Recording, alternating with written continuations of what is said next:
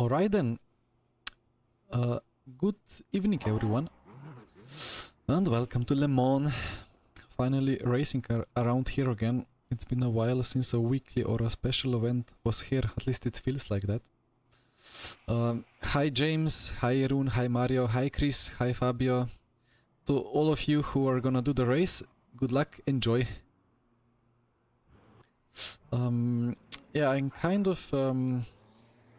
well, I did maybe a couple of laps some days ago. The setup felt really nice. As I'm trying to quickly fix something, as always. And then I tried the setup today. It was a bit on the edge, so maybe it's not gonna be flying that hard around Le Mans today, but maybe it's still gonna be. Let's see how the evening goes. Hi Joao, Jan and Demetrius, welcome. Well, let's see if I'm a fast man today or not. Yeah, in the past races, well, I think I've driven this car now, the BMW Hypercar, for like a month or two. Around, well, most of other tracks, and it was always high wing. Even for Spa I had like mid downforce because there was rain forecast. Alright, this BMW's engine is very loud, so if I'm not wrong, I need to slightly decrease the engine sounds. Maybe like this. Yeah, anyway. So this is the first time that I ever try this car on low downforce, so on rear wing 1, and it's well, it's not the easiest through the Porsche curves, but it's still maybe more stable than some other cars. So let's see how things go. And it's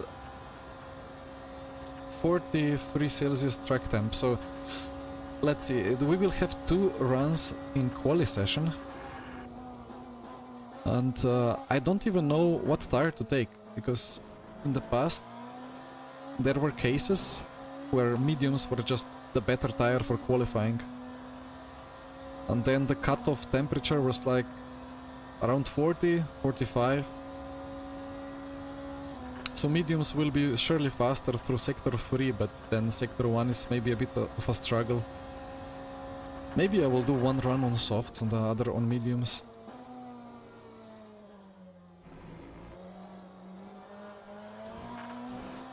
And we will have a couple of very fast Cadillacs.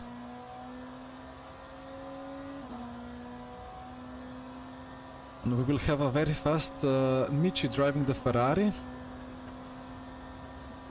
And I think Vojta Polesny, who is fast as well, is in the Porsche. And Porsche could still be maybe the fastest car around here. I don't really follow the BOP that well, so we will see.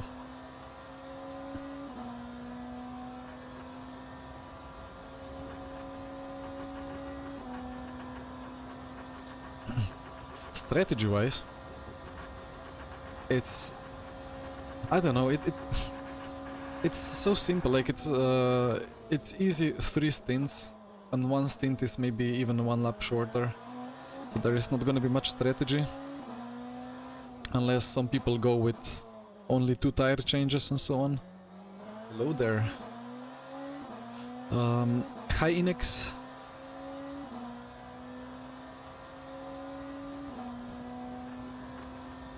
But fuel-wise it should be kind of straightforward. Maybe slight bit of lift and coasting in stint 1, because some energy will be burned on the way to the start line.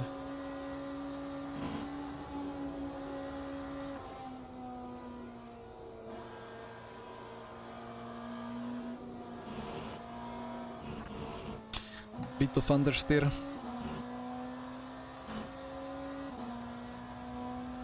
Well, I hope the string quality is alright. I have decreased the bit rate from 8,000 to from 18,000 to 14,000, because that should supposedly help a little bit with my frame rate. but maybe there is a pixel less displayed, I don't know.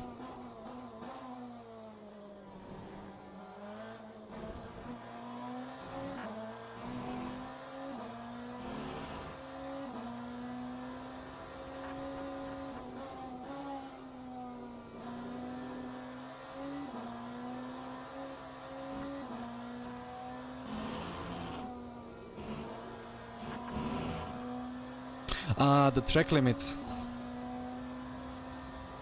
Yeah, I think front right was fine, but rear right was too much beyond the white line. So, yeah, I suppose I will only have this lap and then quali soon.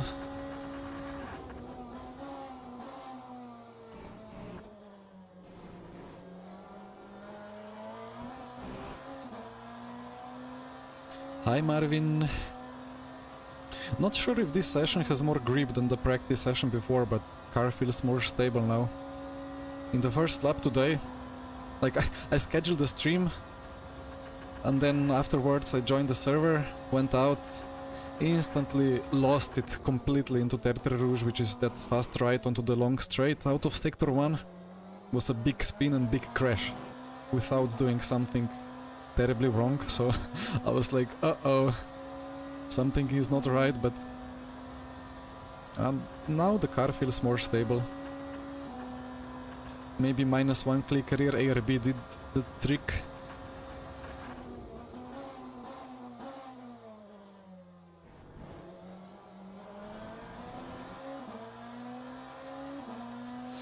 Thank you, Marvin. Ah, I see we have Daniele Brambilla in Lamborghini. Yeah, the Lambo is gonna be fast as well, I think. It could be even the fastest around here. Or maybe together with Porsche. Hard to say. It's supposedly very good on the straights. But maybe struggles on fuel a bit. Hi Enzo, hi Ayus, welcome.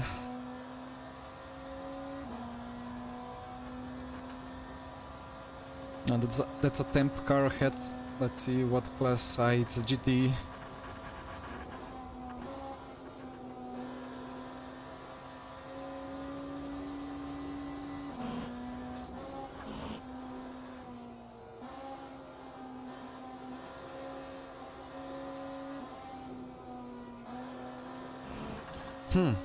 Not sure if quali is private or not, but the second run in quali could be determined by traffic. Maybe it's not possible to even have the second run. Ah, I need to brake earlier into there.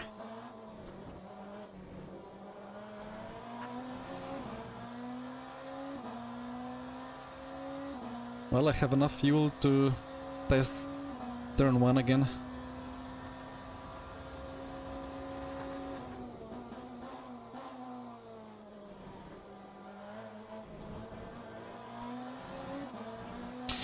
Okay, well, quali soon. So that was a cut lap because I did... Wait, how far did I go beyond the track limit there?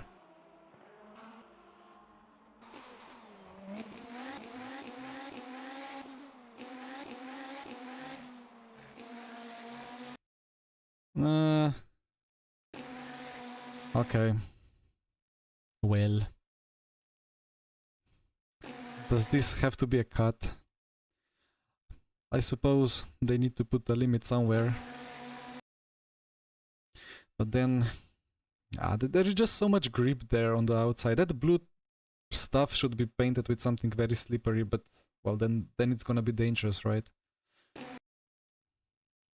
It's either way a dangerous corner. Ah, session is moving. Okay. Ah, I'm stuck in the loop. Need to wait. Quali is private, okay. Last to start a lap will be fastest. I see. Why doesn't anyone drive a Lamborghini? Well, there are 2 Lambos.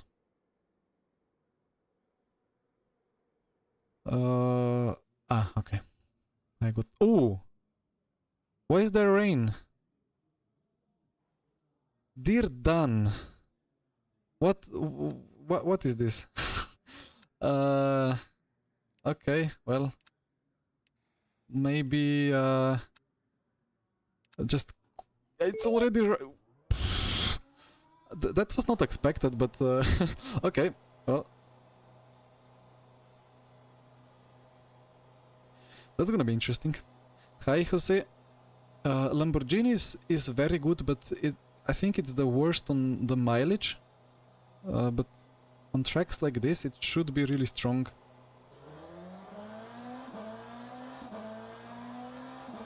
Softs, yeah, I'm thinking now like drizzle and dry. I'm like,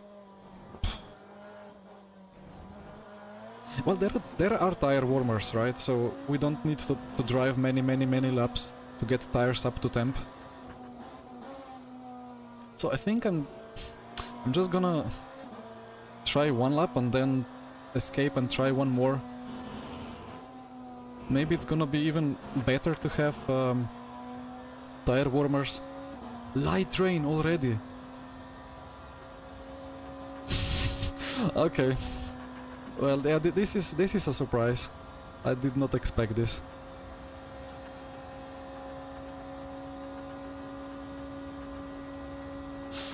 Hi Matt, I'm Slovenian. Copy Rob. Yeah, I mean, it's still dry. Like, it says damp. Although with light rain, it could get wet enough for slicks soon. Well, that's gonna be interesting.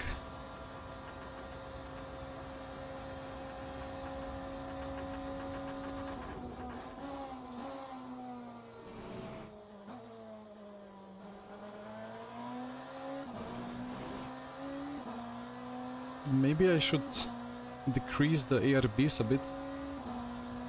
With 5 and 2, maybe I'll have 4 and 1, although... Well, let's see.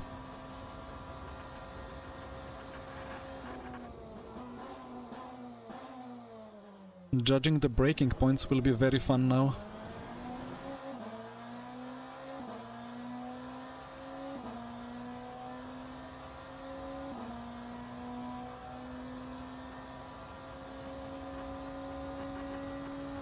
Copy, Michael.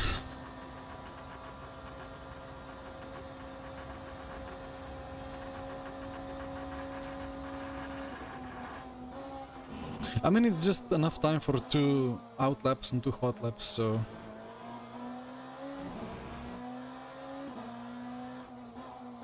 I should make best of the early dryness and the very late drying up. But I mean, maybe every part of the quali has just random weather, and maybe it's a 60% chance for middle of quali and 40% for the start and the end, and then it displays no rain in that graphics. And it's actually gonna rain until the end, nobody knows. Well, as always, Michael,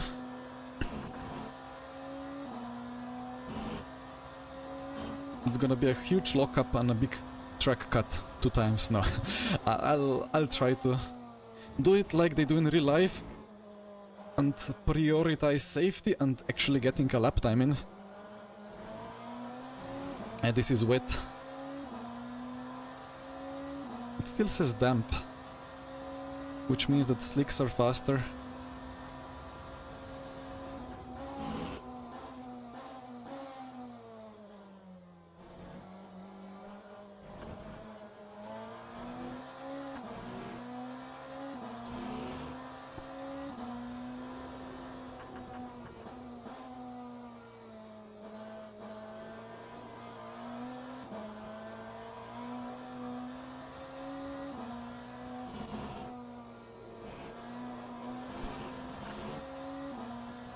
This session would be fun if it was not private. Or like even more fun. It's slightly wet now, so this is the point where it's better to have wets. Brake bias a bit to the rear.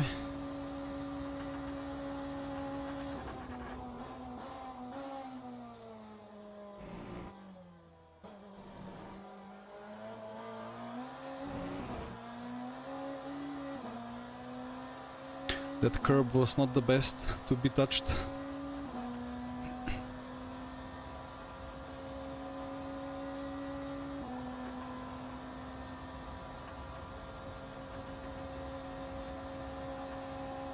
Our rain stopped.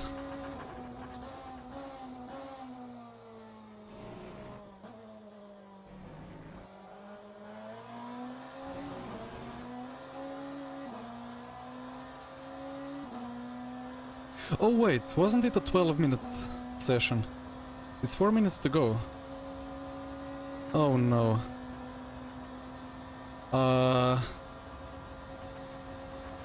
Who is trolling me there?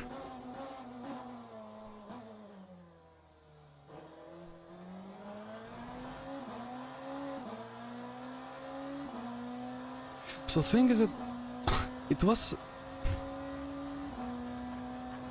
The session is shorter than it was written in the event info, I think. Surely, yeah, I think it's like 10 minutes or instead of 12.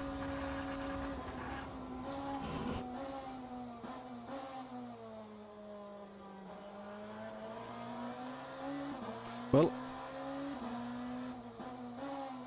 need to make best out of it.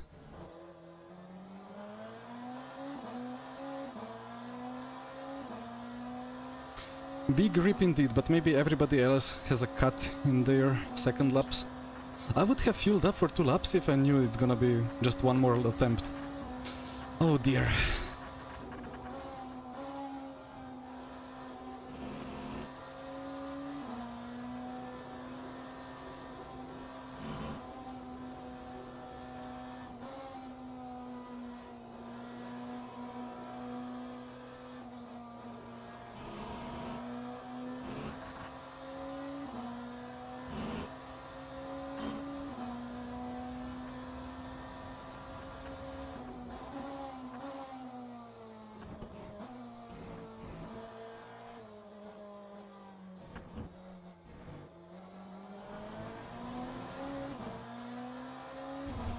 Well,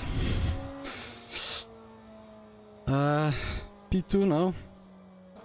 Michi in the garage as well. That was the only lap for him, but he did a really good lap there. Although, well, LMH cars will have it easier because they have more traction when front wheel electric drive kicks in at 190. Well, now we escape. Look, it says 12 minutes, like 12 minutes mean 4 minutes outlap, 3 minutes and a half. Even if it's like 3 laps, like outlap, hot lap and another outlap, you can squeeze that in if you like include the 30 seconds of the pit lane. So that's not 12 minutes. That's wrong. I don't get it. Dan screwed us up. Well, let's see. Everybody else on the track except for Michi and I. Yeah, that's kind of maybe even a back to first challenge. Ah, we have some people on wets. Yeah, they have messed up even worse. I was thinking momentarily for like escaping and putting wets on, but with it in my mind that it would be possible to escape and put slicks on again, so that, yeah, okay. Anyway, we load the race setup and pray. Wait, I can still start driving and then watch the delta, right? Yeah, white is gonna be fast. That's Daniele with a purple sector too.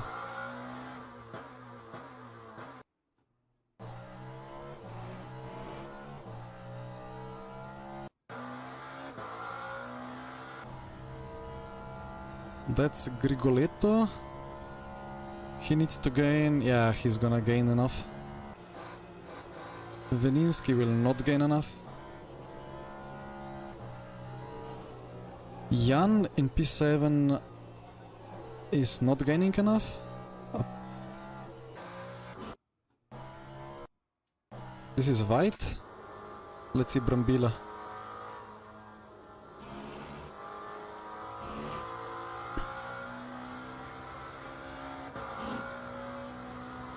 I hope they all jump Michi, so I will have Michi like in the same row.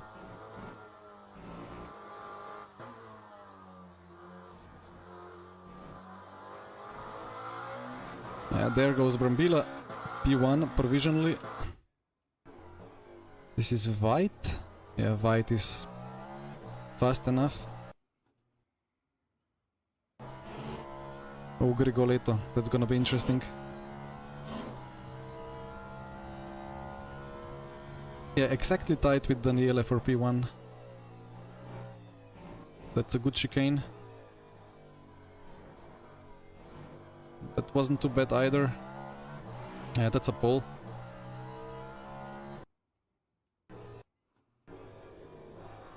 Now let's wait for white.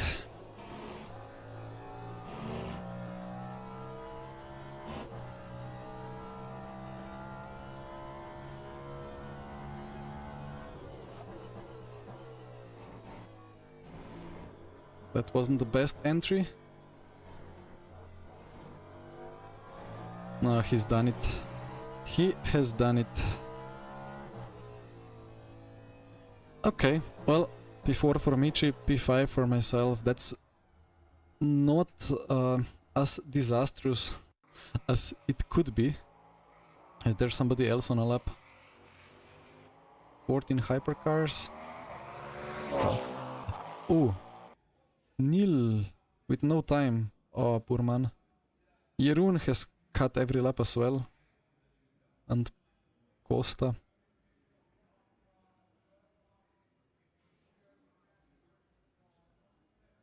So many people on wets. LMP2 pole is on wets. Interesting. Okay. Well, I think the race weather should be dry all the time. But the start is gonna be slightly damp, no? But it doesn't really matter because it's just like take softs and overheat them after 5 laps anyway. Or take mediums and they will be good. Yeah, it's slight. It's not slightly wet. It's damp, so it surely slicks. It's gonna be fun. I am on mediums.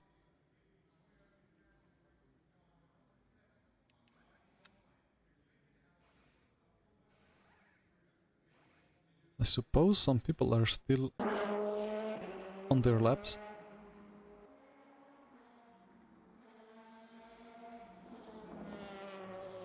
Mediums could do the whole race. But is it faster to keep mediums for the whole race?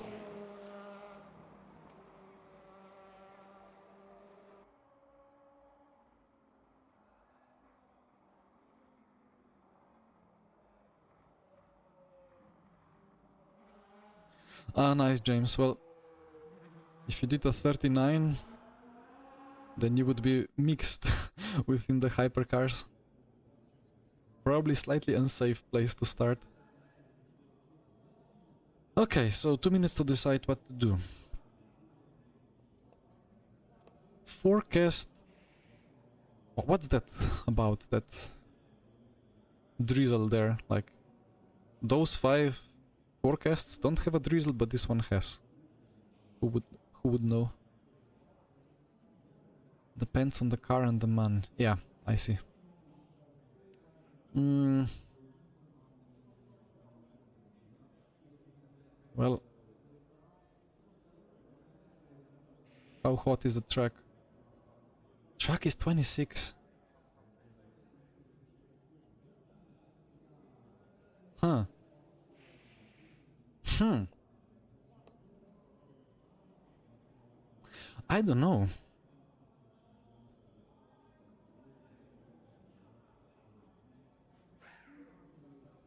Could be either soft or medium.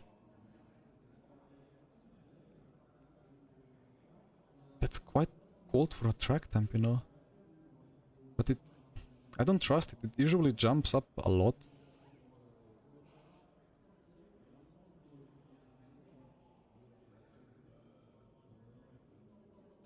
Yeah, I see the wetness, but this track temp is very low. I wouldn't be surprised to see it suddenly being 30, 35, 40. What's my fuel? It's alright. Well,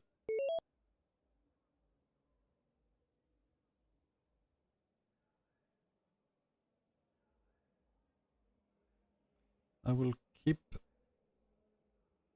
slightly softer ARBs.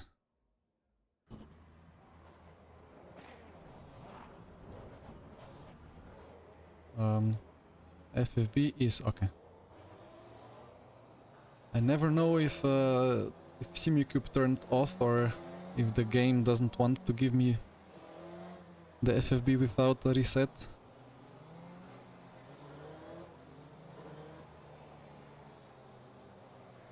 Anyway, here we go.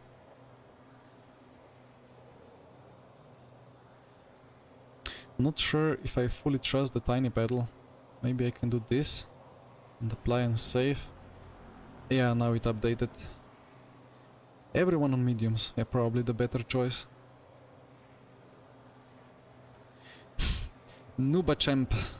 That's how I feel like sometimes. Won a couple of important events, but I still sometimes feel like I have no idea what I'm doing. But yeah, thank you for the good wishes. Let's see. Just need to survive lap 1 first.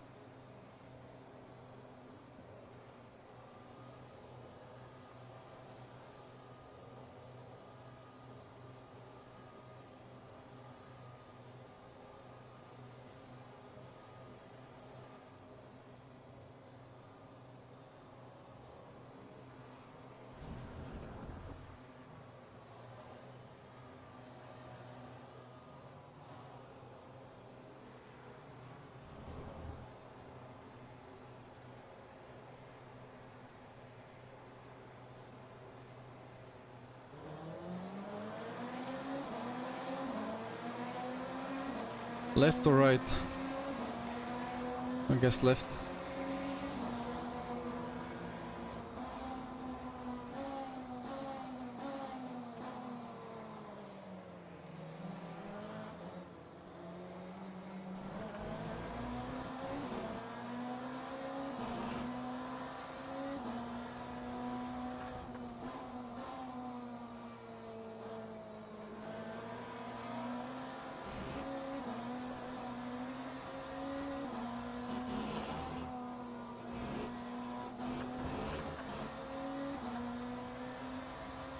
Did they gain a position? No, I don't think so. That Lambo disappeared, but I guess he just cut through. Ooh, that's top speed. Let's go.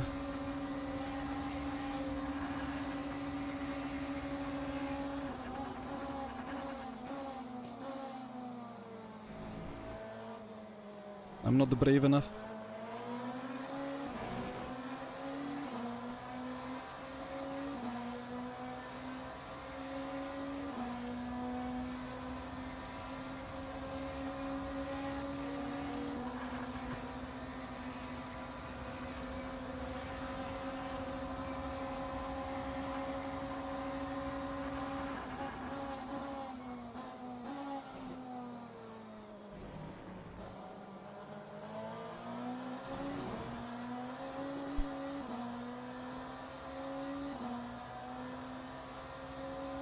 It's so frustrating to overtake because when you pull out of slipstream you need to go across this white line and the track is kind of higher in the middle and then you just bottom and lose a lot of speed.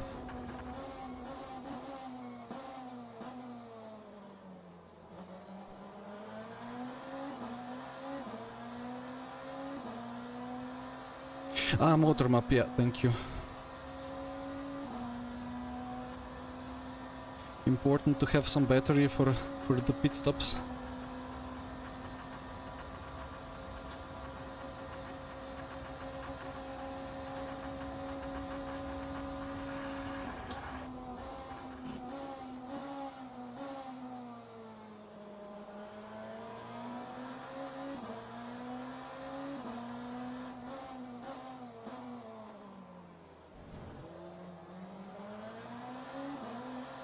Forgot to put my fan on again.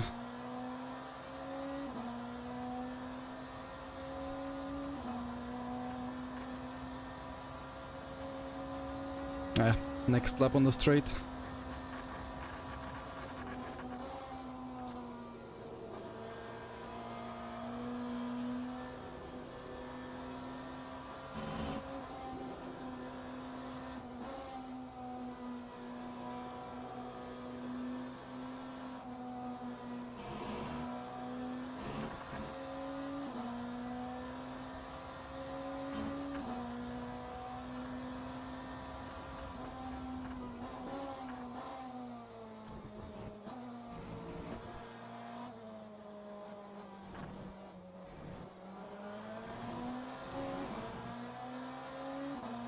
.7 seconds to white.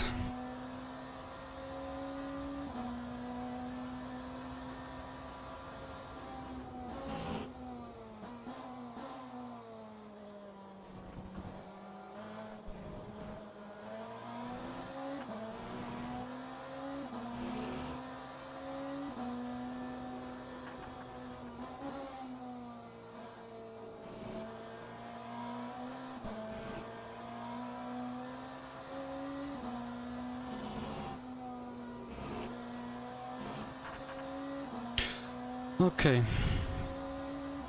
Yeah, the track feels better and better. At least I kind of got rid of Daniele's benefiting on my slipstream. Added some better cooling.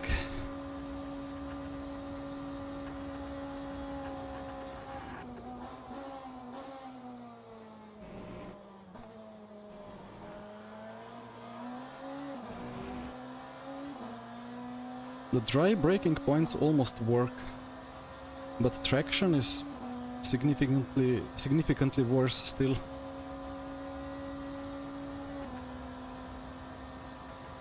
How high is my car setup? You mean the ride height? Well, quite low.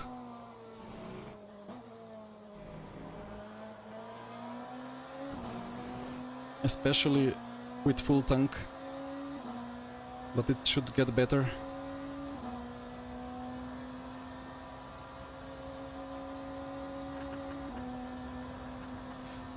Well, are people doing full crazy race start, even if it's damp?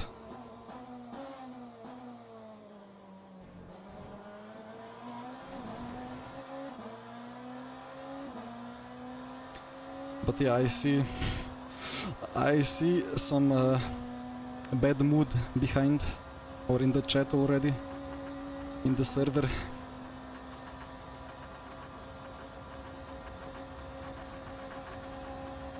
Yeah, I'm going for 12. Should be easy 12.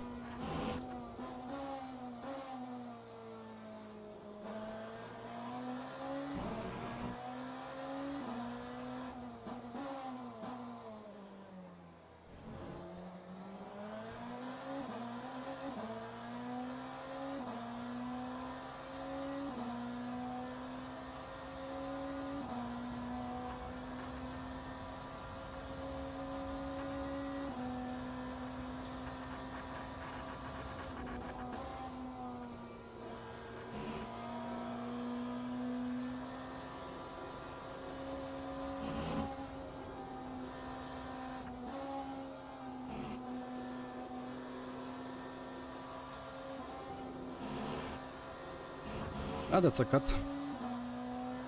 Oh, that's not a cut, wow. It's still damp enough that the speed is lower, and then it's more difficult to get a cut.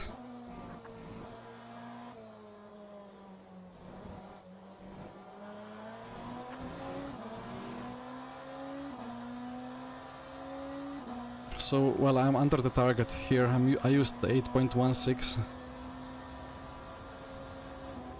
Will be easy to do 12 lap stint even without any fuel saving.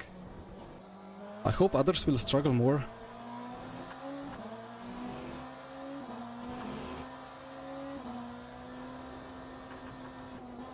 I see a civilized talk in the server chat. I hope you will DNF, wow.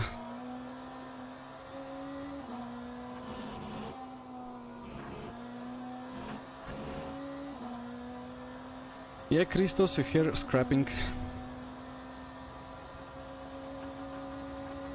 But again, it should be less and less as the fuel gets burned. I don't think I'm losing significant top speed anyway. Like here I have no scrapping and top speed here is the most important.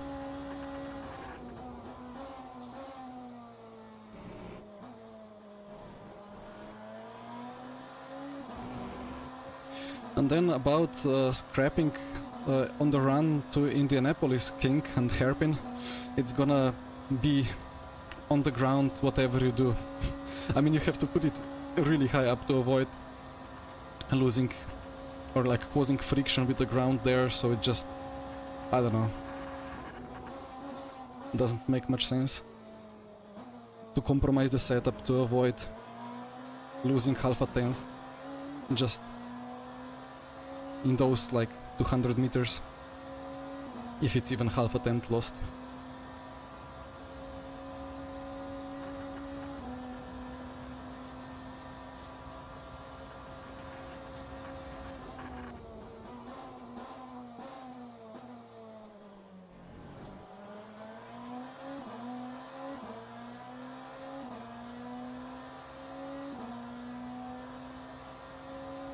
The guys are pulling away at front. They have some pace. Or I'm just too scared to push the car yet.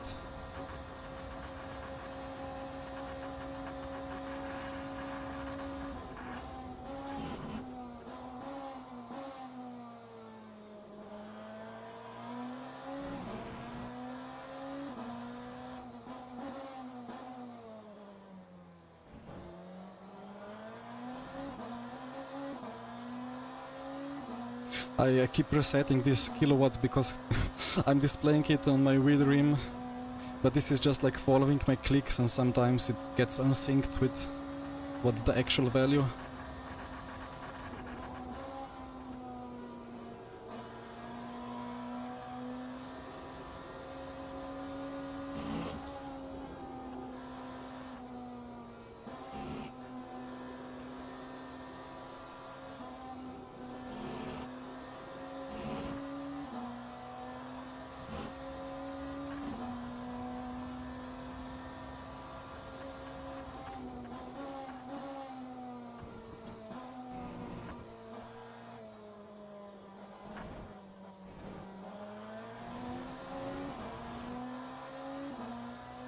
Hi, Kari. So, Doc, about the FFB, I don't think it's any different than on other hypercars.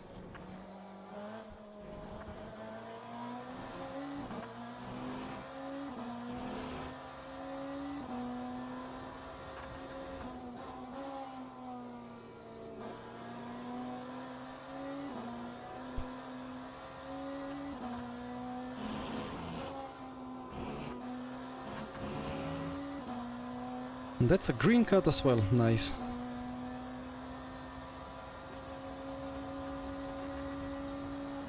But we're still doing 31s, yeah, this is gonna be a further lap shorter. Would be like 12, 12, 11, 3 stints, but it's gonna be 12, 11, 10 or 12, 11, 11.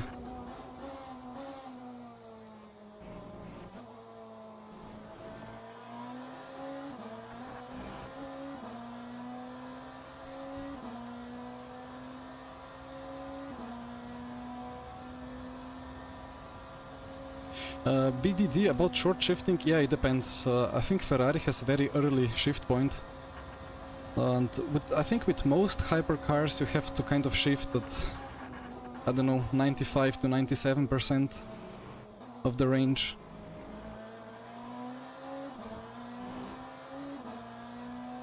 Of course it depends on the gears, because, well, in lower gears, when you shift, the revs just drop usually so much that it's better, like, you still have more power at max RPM compared to lower down in the RPM range. But here, like, I'm shifting in the middle of the reds here, roughly. I think it's like 91, 92, 93% and so on. The last one should be 99, maybe it starts with 90.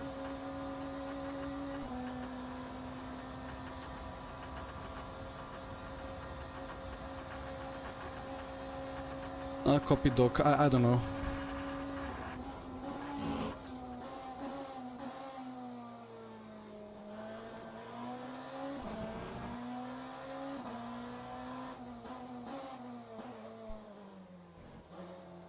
I think that was the rear right lockup even.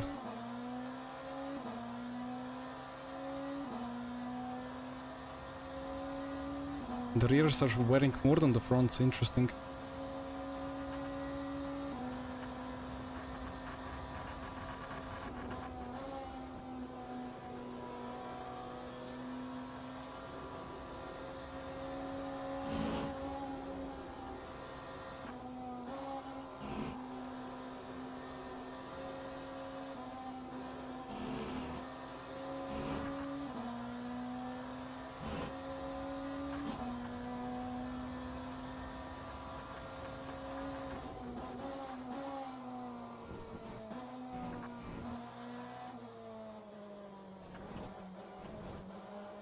And the BMW hates that sausage.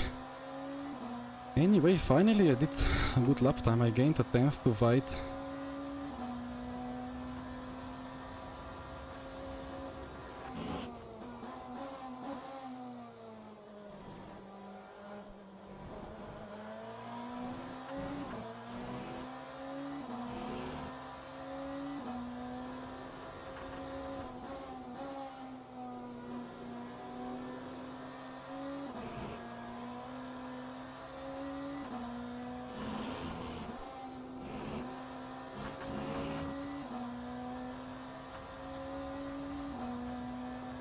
Michi is fast. I guess he's saving a lot of fuel behind White. Where did you go to school? To which school? Well, I studied physics in Slovenia, if you mean school with that.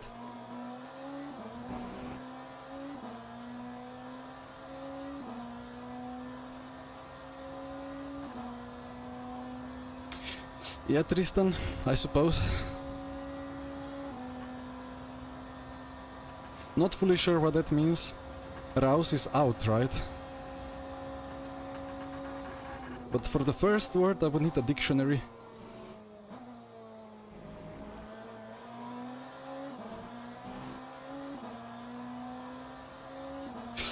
Gimnazija. Na Škofijsko sem hodil, če lahko kar po slovensko odgovorim. V Šentvidu.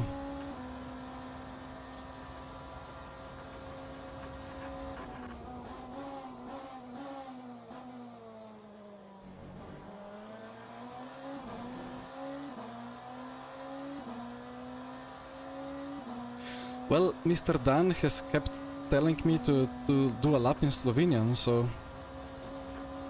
if I say a couple of words in Slovenian now and then, I suppose it's fine. Ooh, that's a purple sector too. Beautiful. It's not purple anymore. Anyway.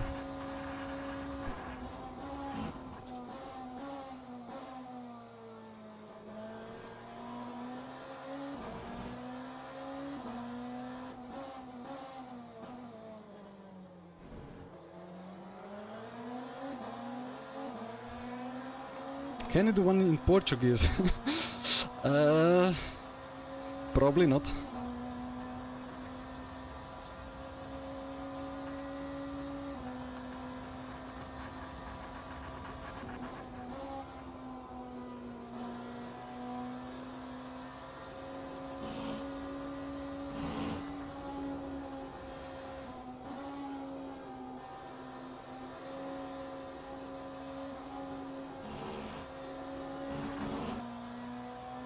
A green cut still nice. Yeah, the lap times are still improving dramatically.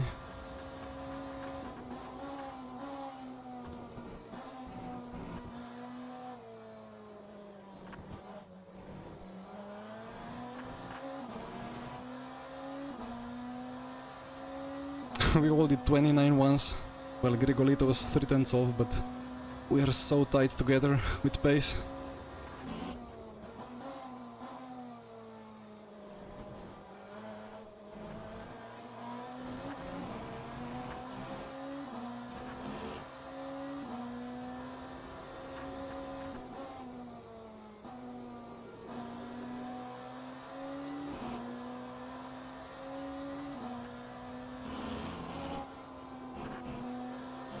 That's a lot of apex curb. Ah, it was a purple S1, nice. I think this BMW Hypercar doesn't really like the apex curbs, although, well, this setup is not that high up in the air, so maybe with more ground clearance it would be better.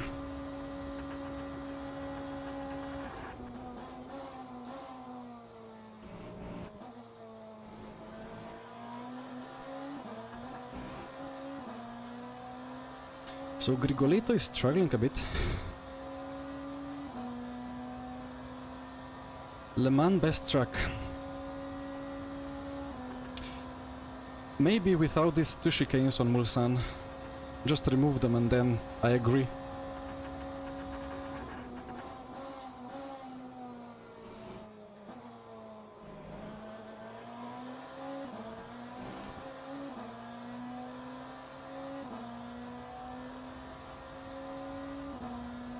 Well, thank you, Stefan.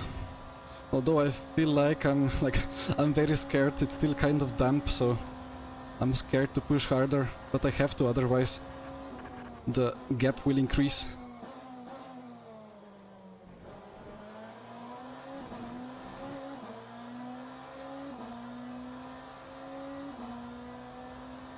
You like the chicanes, Jake? Well, they are not the worst of the chicanes. There are many, much worse chicanes around the world.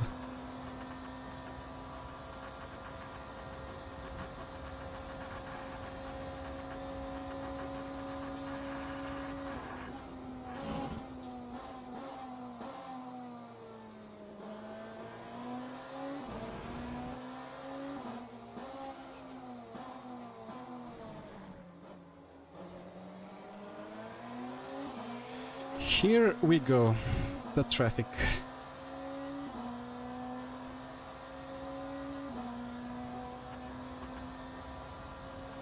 Although, are there... yeah, that's the GTE field ahead now. Would be lovely to get some lucky traffic.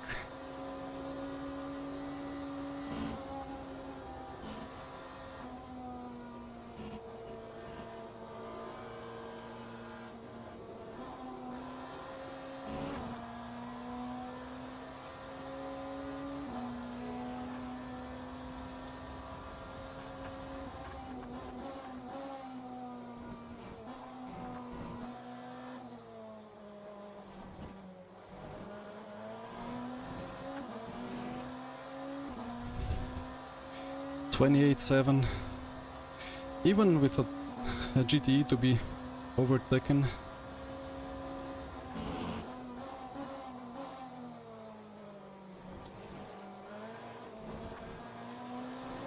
The drier it gets, the faster my car feels, like relatively to others.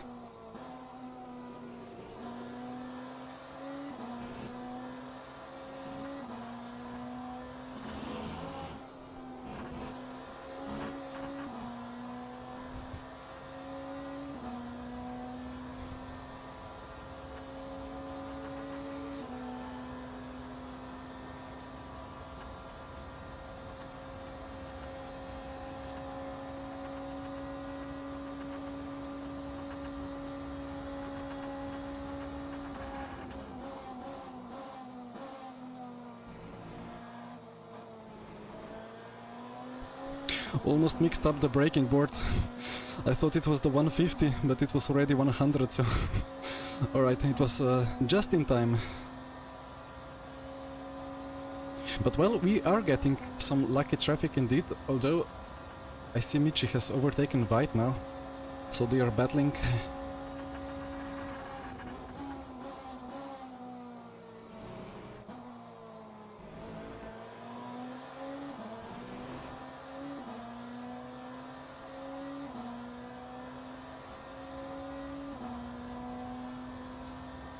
Yeah, I wonder about the tires. Yeah, they're not really wearing down, right? But there is still some thermal deg.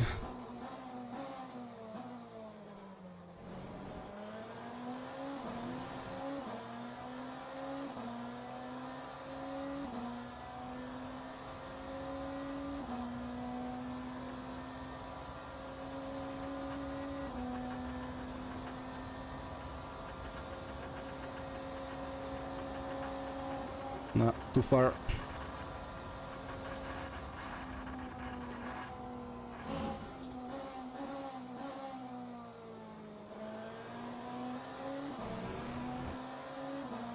Michi is slowing down.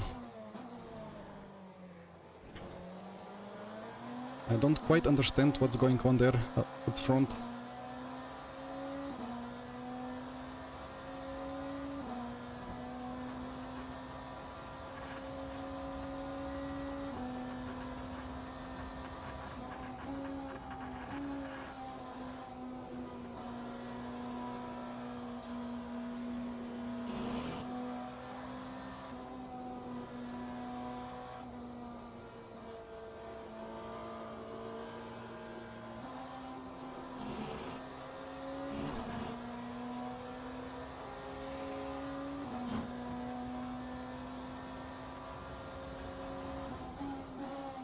Well, beautiful.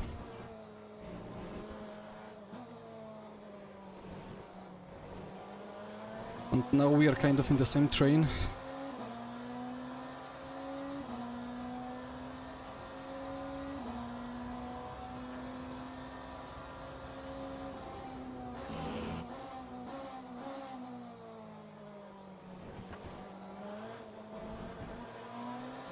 This dampness is not really going away fast.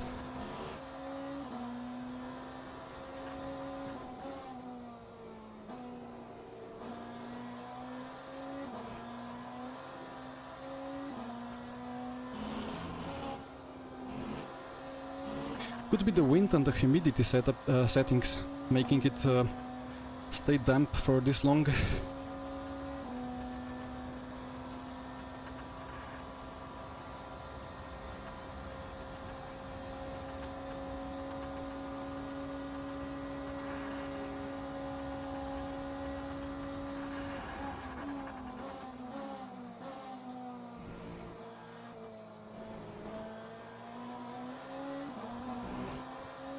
That was slightly borderline with the overtake on the lapped car, but if I stayed behind that would be very, very bad.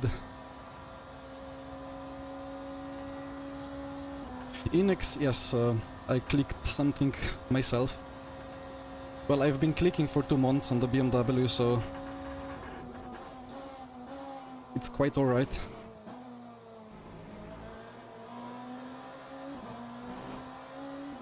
Although, again, speaking of BMW and 2 months, I think this might be my last race with BMW.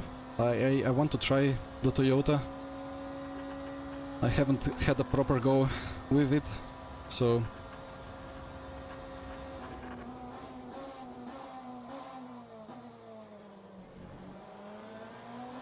Probably for the next weekly events and so on, I'll take the Toyota, see how the setup behaves there.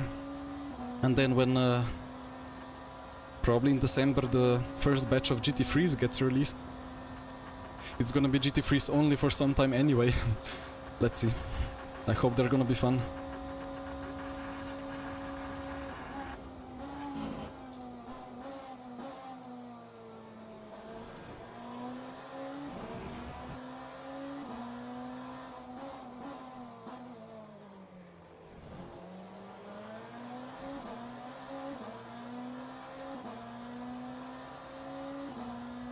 Yeah, the Toyota, I mean, it's LMH, so it feels more solid or more stable than LMDH cars. It's just a bit tricky on traction, I think.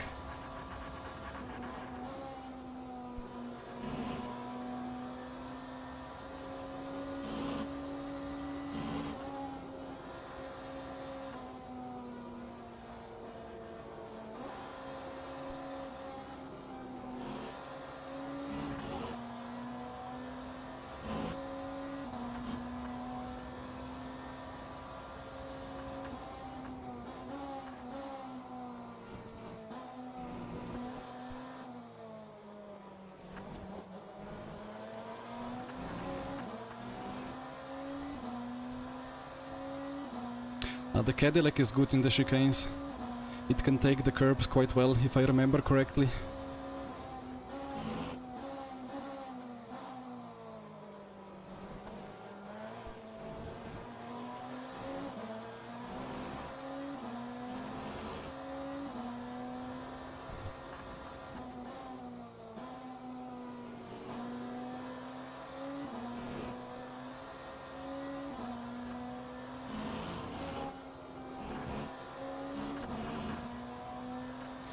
And it has some quite nice downforce and stability through Terre Rouge.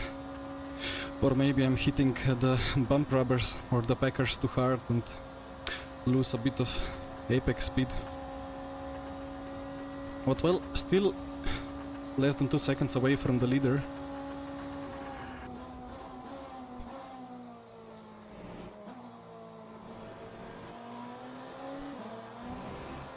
Is Michi trying to make 13 lap stint? I think it required like 7.5% per lap. Our target was 8.3. Is this a chance now? I'll try to go for it.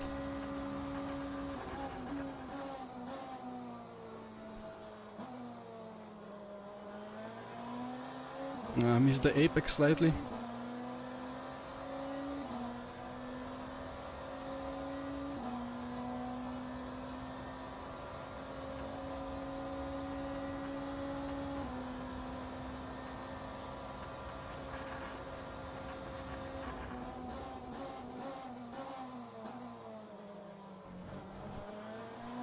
I'm scared on the brakes with the Cadillac on my rear wing, because I know how easy it is to lock up front right, and then he would smash directly into my rear. Anyway, thank you Fabio for not defending or battling me like crazy. Feels like I have the better pace at the moment, so maybe I can drag him towards the lead battle.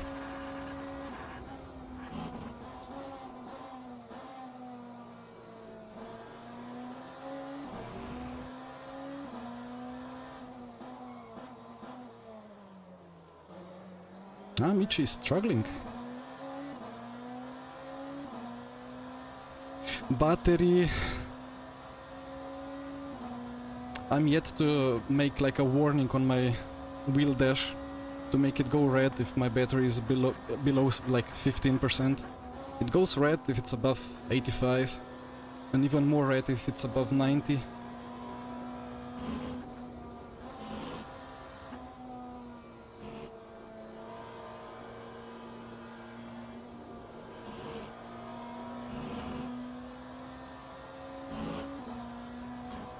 I wonder how slippery the pit lane is.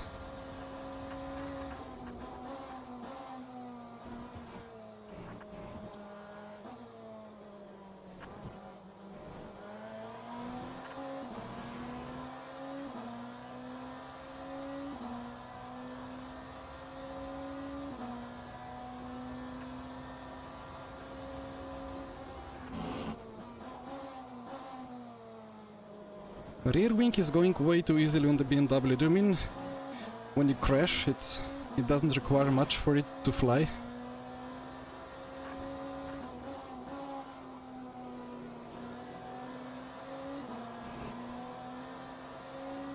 Oh dear.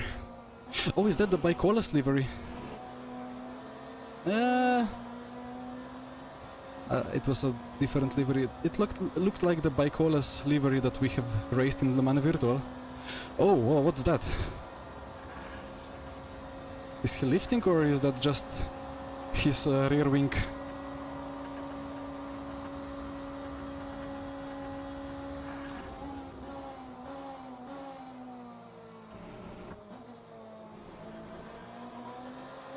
Maybe he wanted to let me through or something.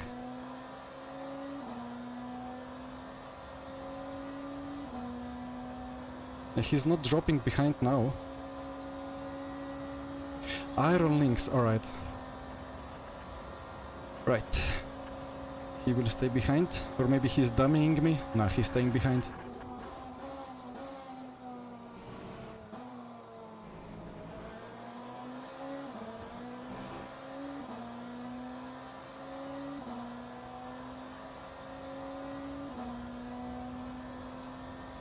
$100 viewers, let's go.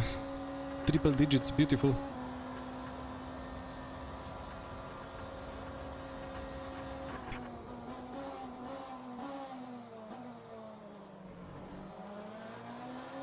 Well, again about Cadillac and BMW, like on paper they are the same car, like they are built on the same chassis. I'm not sure about the engines, but they are still like aerodynamically a little bit different, and they really behave differently. Like with Cadillac, every time going into that Mulsanne hairpin, I'm just like, please don't lock up, and sometimes it still locks up. But with BMW I can really like be aggressive on the brakes, and it works. Never really locks up.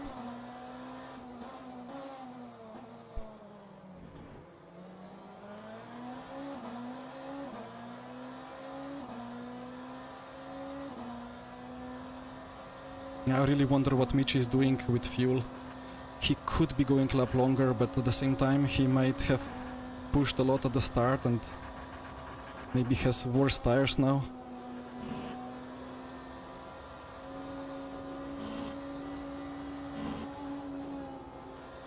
Missed the apex.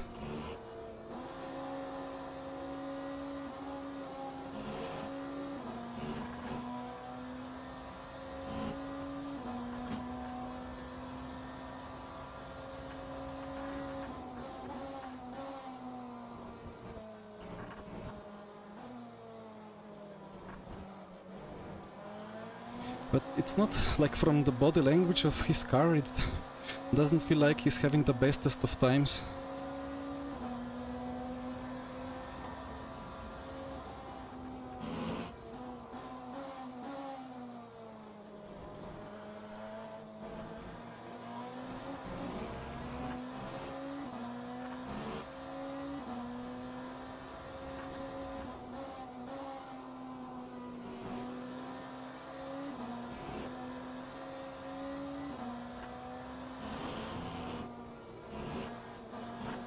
It's finally 5th gear.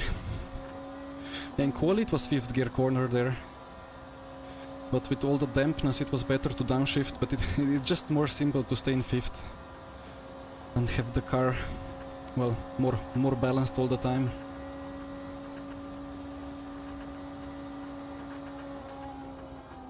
He's lifting a lot.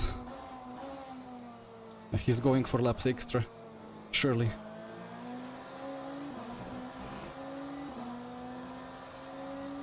But if that's the case, then I have to get through and pull a gap.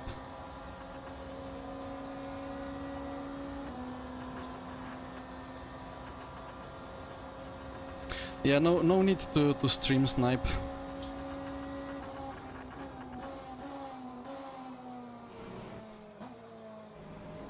Although in real life, they will do everything to get any bit of info about other drivers and other cars, so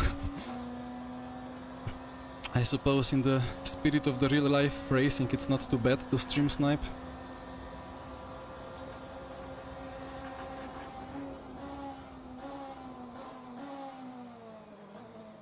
Well, he might be just going for not a lap extra, but just slower, like shorter refuel time.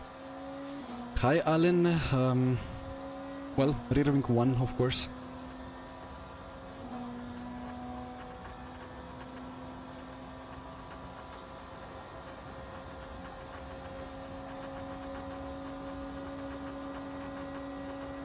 Oh, thank you. I got scared that he's gonna... Oh, okay. He kept it together. I looked into the rearview mirror for a second and he was like on the edge of going into the gravel there on the left, and if that happens, after 1 or 2 seconds he would be T-boning me.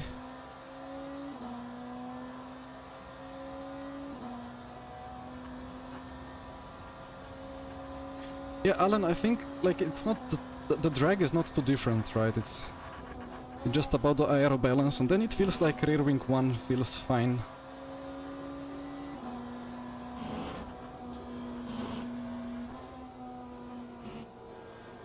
Yeah, Porsche is quite nervous through these corners here. So then if you have rear wing 2, you stabilize that and maybe get a little bit extra front downforce by increasing the rear ride height.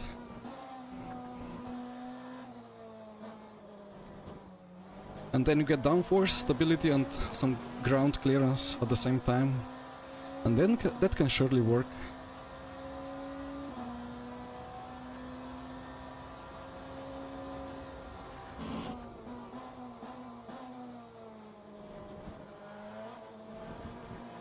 Well, Mitch is pushing now, like for extra lap he would have to lift and coast a lot, like into every braking zone, but he's only doing it in a couple of braking zones.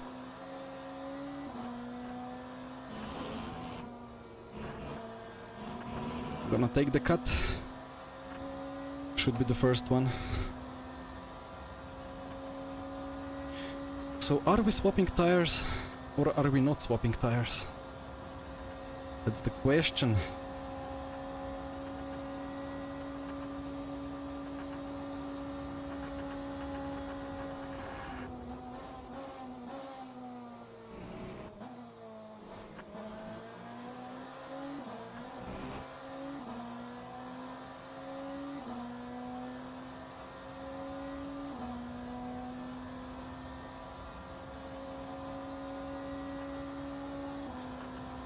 I don't know.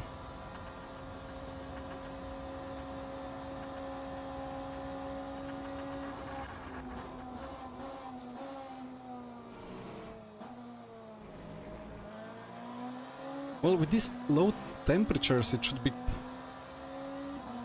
probably easy triple stint, right?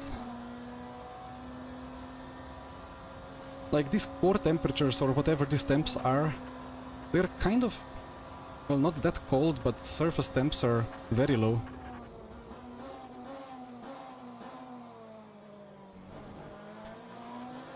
And I'm judging that by the feeling through the Porsche curves, and also by these red and yellow boxes that they appear on my dash. And usually they go yellow easily, and now they are just going red, and I think red is like 100 and yellow is 110 Celsius. Anyway.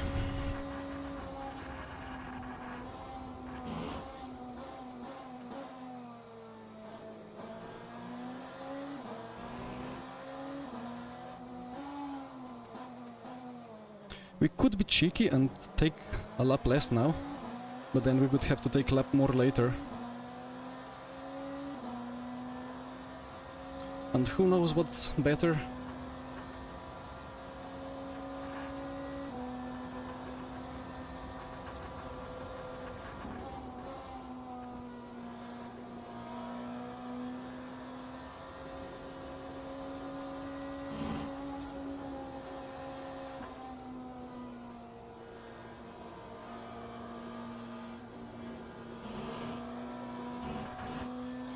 So, I suppose the pit entry could be a bit damp, but let's see.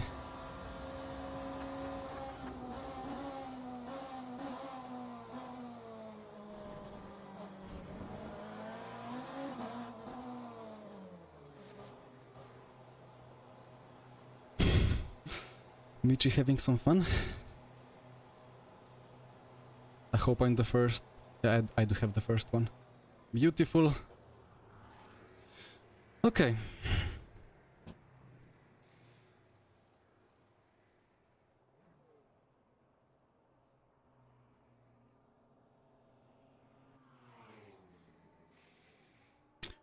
Well, 2 stints and a half. to go. I wonder if it's gonna rotate me a bit sideways now. Let's see. Yeah, you can never know what happens in the middle of the race. So it's better to have the edge on the strategy in the end. Except if you get stuck. And you can avoid getting stuck. That's not best. Okay. Oh, hello. Michi. Michi's swapping tires.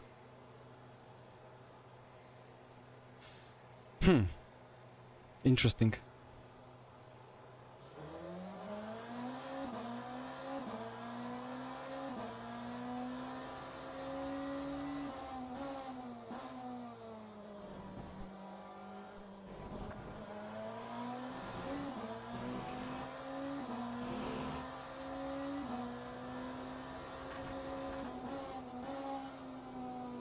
What is that feature? What do you mean? What is that feature? The rotation in the box?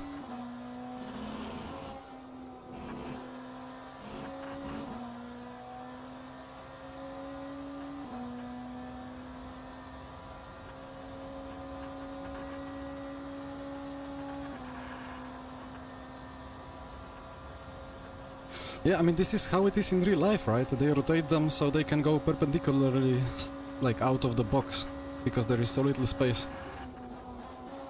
And it's a really good feature. I mean, then we have iRacing and ACC and the Race Room and others who just say, well, let's enable ghosting, but I think this is a lot better and a lot more authentic.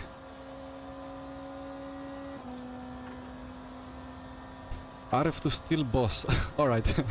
Yeah, I mean, if RF2 gets the physics updates of LMU, that could be really good. I want to have F1 cars modded with this LMU physics. It would be so good. What's the best hypercar right now? It depends on the track.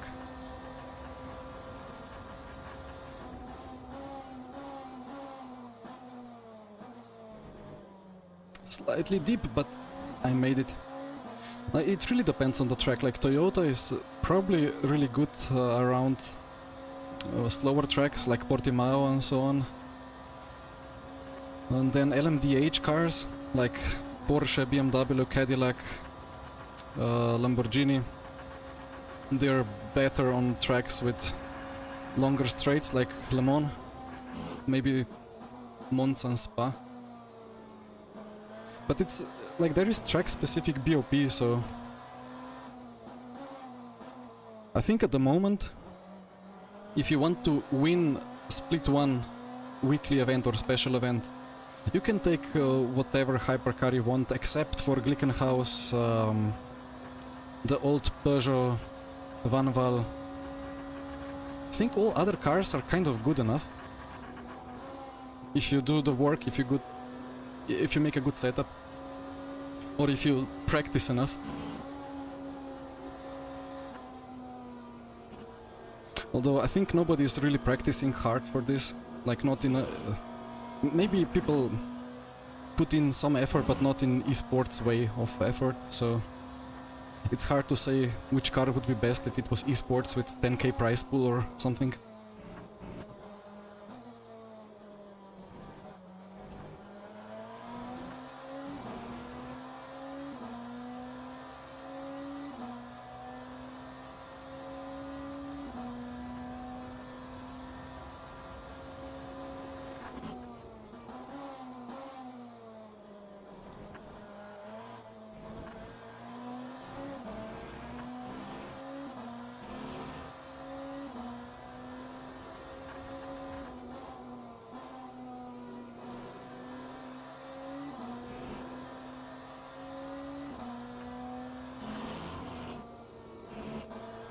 This is probably now 4th gear again, with full tank and old tires. Do you have any tips to get faster? Well, apart from pushing throttle more, Well, nothing really specific, you know. Just the general tips. Practice more. Get together into a group with people who is willing to push the limits together and have fun. Learn about vehicle dynamics. Be smoother. Learn precise braking points. Or get good feeling on the brake.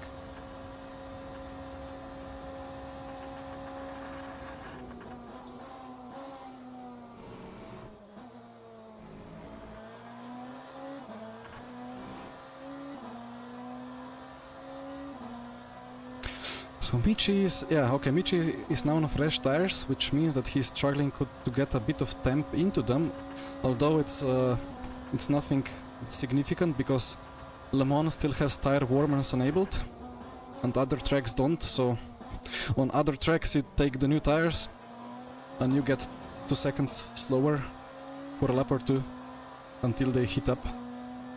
But here you have them nice, toasty, 70 Celsius. I think it's 70. And then you just warm them up a little bit more and you're perfect. But I'm scared, like he's gonna... He has to gain basically like half a second per lap.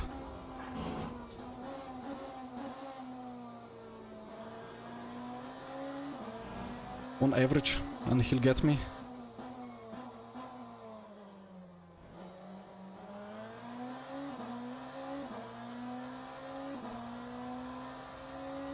Yeah, as Christo says, keep upshifting. Put it to 8th, 9th. It's gonna keep accelerating.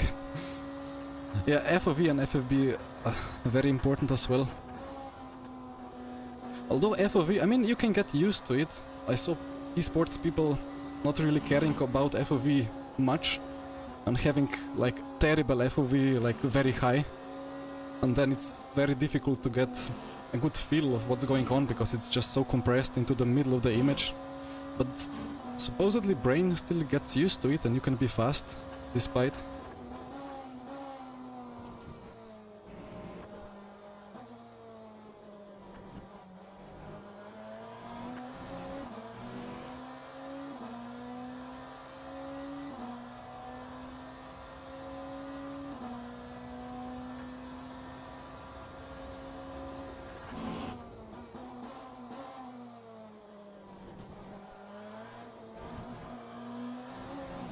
That's gonna be a cut.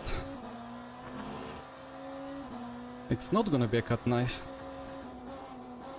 I was so terribly slow while cutting that it went green.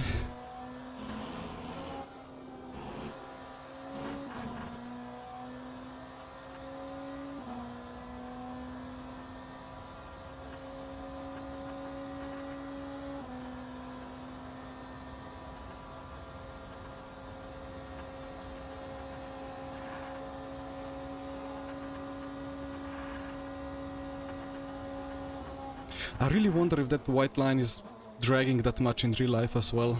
I don't think it is. Here I never know if the GTE is gonna wait for me on the right side or if he's gonna use the whole track. But that costed me a bit. But I see White got stuck as well, so that's nice. Oh yeah, remove rear wing, except if you're doing iRacing. In iRacing you lose the rear wing, you go slower. I mean, I've lost one rear wing in the past days when I was racing and streaming iRacing. So I have, well, sample data, or like one sample in the whole data, so not sure if it's like that overall, but yeah.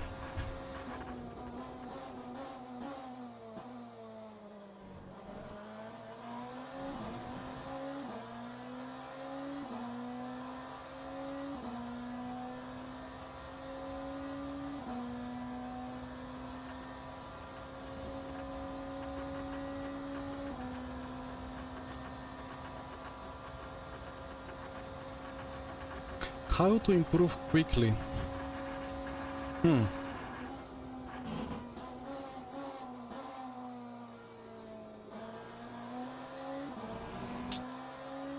I mean, it's not really possible to improve. Well, it depends from what point to what point you want to improve. Like if you... the comparison with learning languages springs on my mind. If you're a beginner, well, it's gonna be easy to learn the basics. I didn't have the grip to go back to inside. Ay. Well, I wish someday all the people will understand that if you're slower class, stay on the racing line and be predictable. Well, still alive.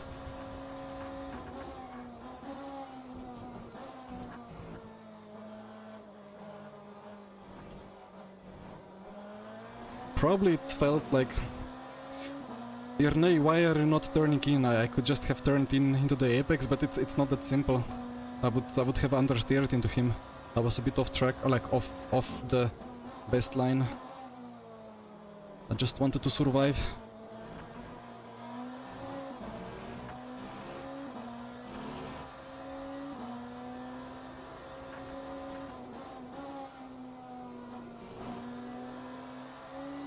Is this race going into the night or what?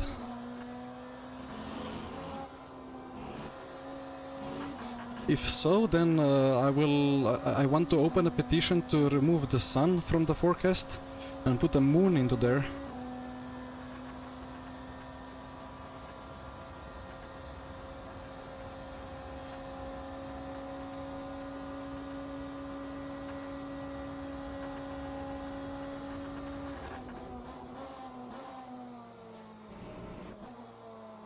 I mean, I can tell from my own experience from Formula Sim Racing, because they have this 3-tier system, or they had it for, well, a decade.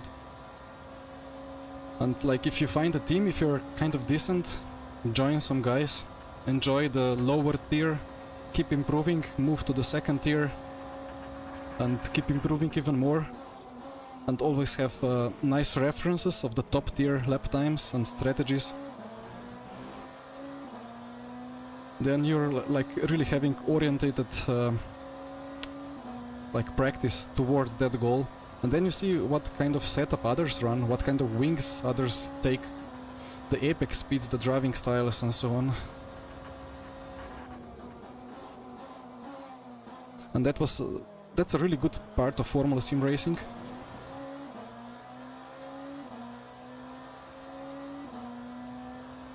Maybe I'll be doing it again in 25, let's see.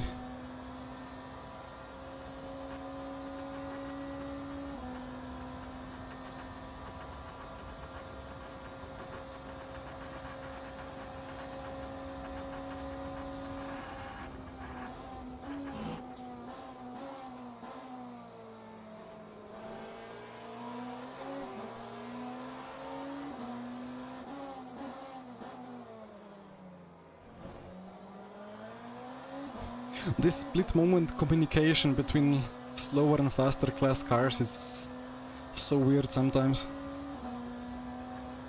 I really didn't know what he's gonna do, if he's staying on the right or going left.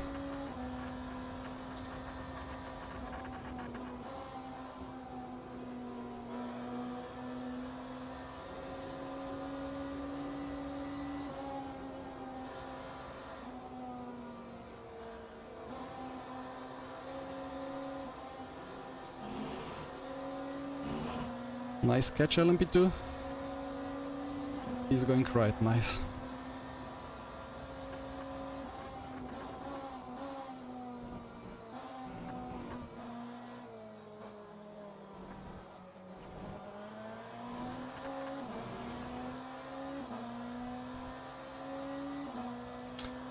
You have been stuck on the same lap time for... Yeah, it's important to understand what's the difference from what you're doing and what the better drivers or the faster drivers are doing. If you have the data, you can compare and learn from that.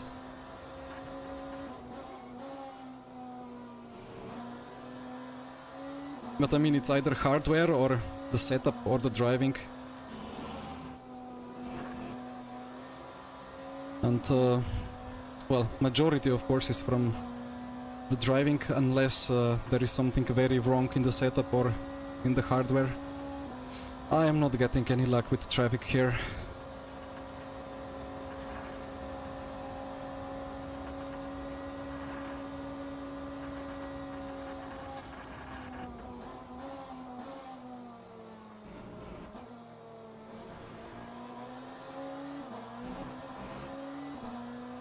And White behind is doing the correct thing and saving fuel and improving his potential for best total race time instead of just being in the lead.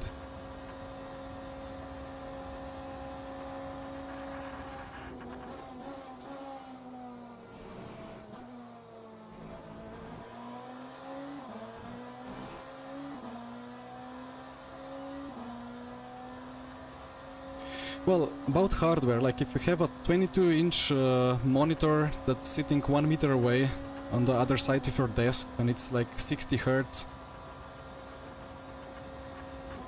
and if you have like, I don't know, some pedals that are having an issue, like those Logitech pedals which are not cleaned and then the brake is spiking or something, then that's a problem.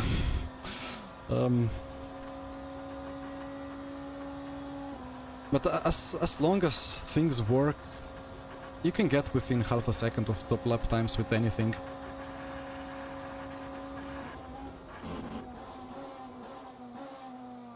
Just requires a lot more practice, because you get less feedback or less feeling from whatever you have.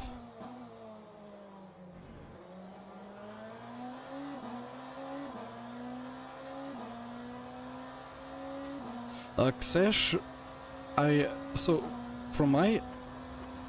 my performance jumped the most when I went from the FGT, so from gear driven to T300 RS, so from gears to belt. From belt to DD, it wasn't that different. Still, I think it's there is difference, because sometimes the DD just can react a lot faster and follow the road instead of scrubbing the tire for like 1/10 or so.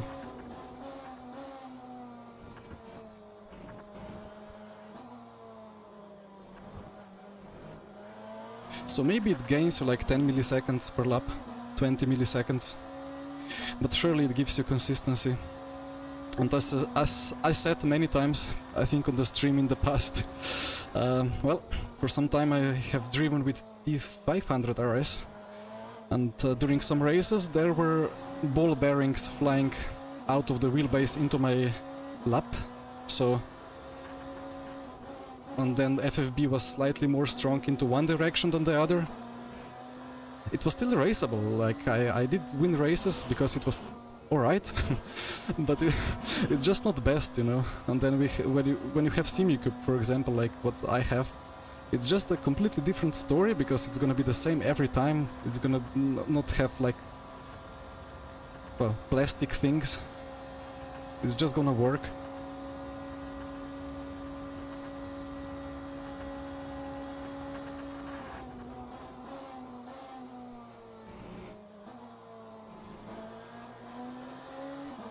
But then having a progressive brake pedal, even if it's not load cell, even if it's like... I had squash ball with the T3PA Trustmaster pedals, and it felt very similar to these Huizenfelds that I have now. Just like the progression is important, that it's really like exponentially progressive, not just a spring.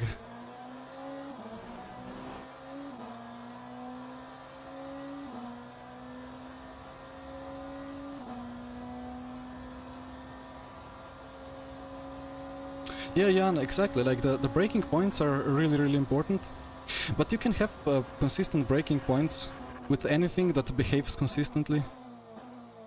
Just that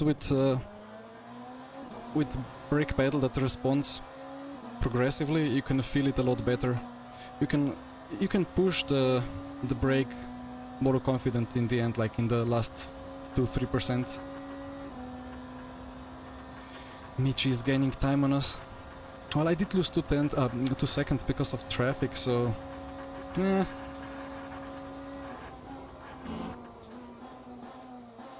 He will have to overtake Grigolet on White without losing any lap time.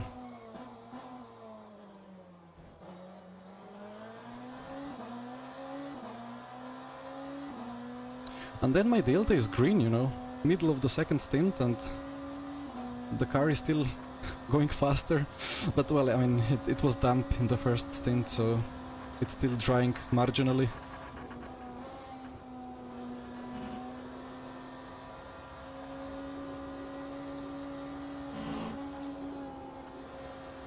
That curb is so difficult to nail for whatever reason. It's just about not flat out.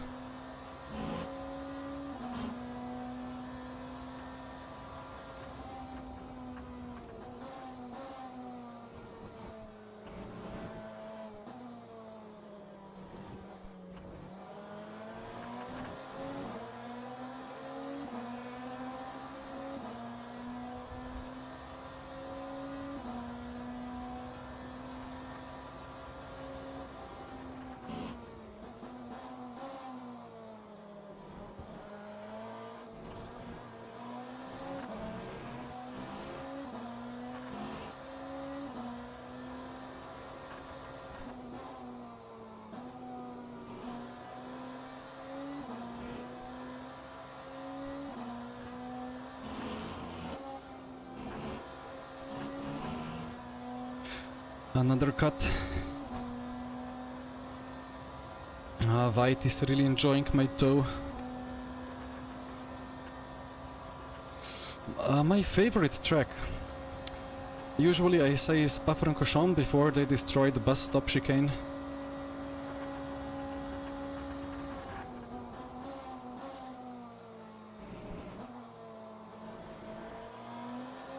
So like the 2002 version, let's say. Wait, there was not a race... I think there was no Spa race in 2002. I think... Or maybe... no. Maybe 2006 was missing. When they remodeled the track a lot. But let's say 2001 Spa. But if that's not a chance or like a possible choice, then I would say Suzuka.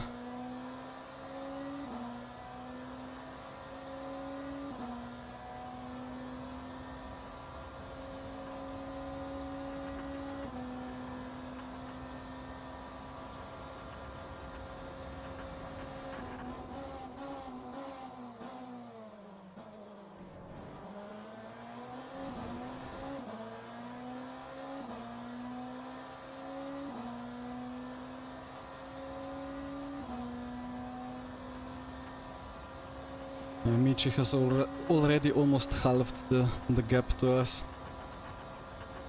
Not gonna be easy to have him stay behind.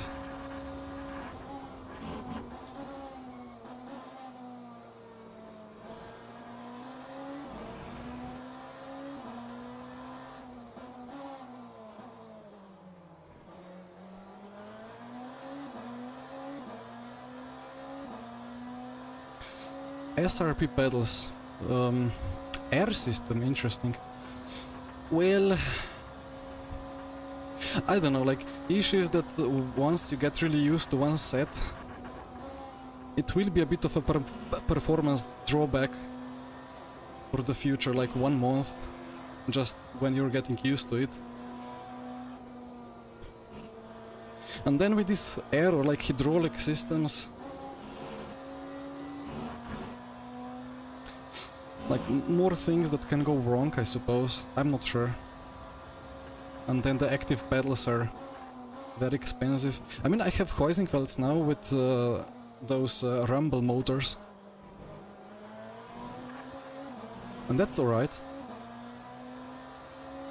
I don't feel like that would be the first upgrade that I would have to do. First upgrade I'd have to do is better CPU.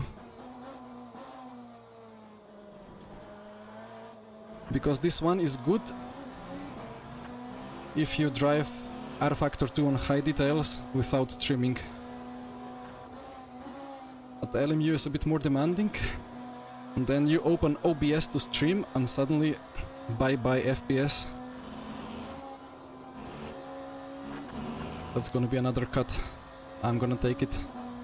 Ooh, orange cut. I don't like that. But yeah, I mean, now I have like 150 in the best spot on track. Well, jump down to 136. It goes down to 100 in some places, and that's still quite alright, but it's not best.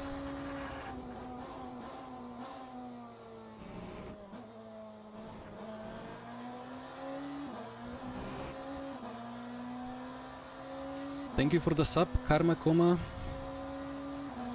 And well, thank you for the other subs and likes, much appreciated. I probably missed some of them.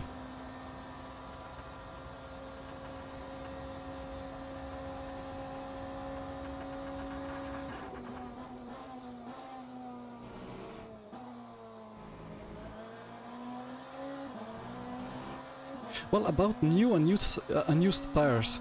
I think it's a bit different in LMU than it was in RF2, because in RF2 new tires was just like a superpower.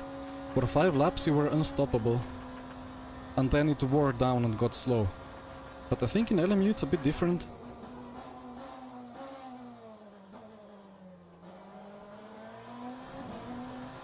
Maybe more linear. It takes longer time for tires to be in their optimal window, and then they kind of stay there but just gradually decline. But well, he's now up to 7 seconds. Maybe he had a bit of bad luck with traffic, so it's not looking too bad for us.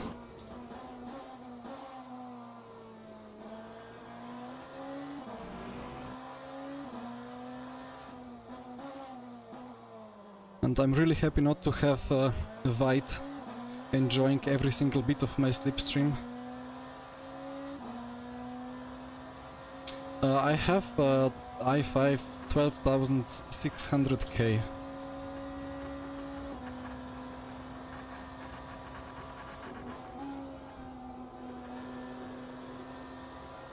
And 3080 RTX, so the GPU is a big overkill.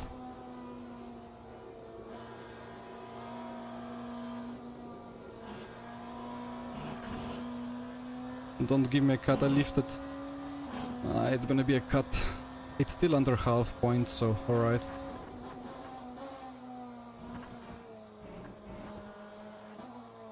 Oh, that's a bad chicane.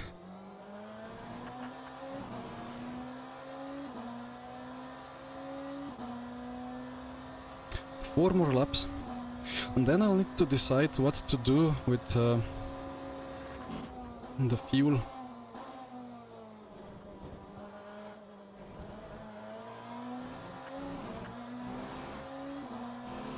Should be 2 laps less.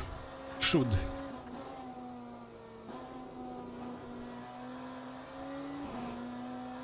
And now the rear is starting to troll me a bit.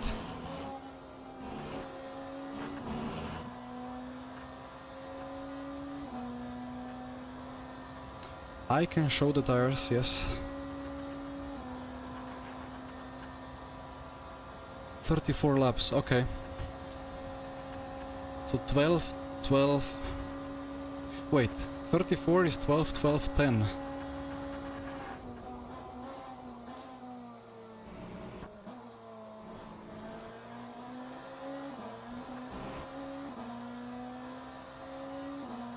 Do you watch anime? Well, if Pokemon counts as anime, then I watched that when I was young. Otherwise, no. 35 at 4 PM. Okay.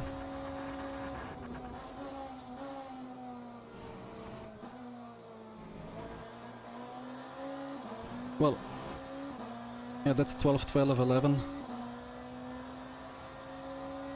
And, well, triple on mediums is usually not doable, but because the conditions were so cold, because it was damp at the start, and it's still, like, 23 Celsius and it's cooling.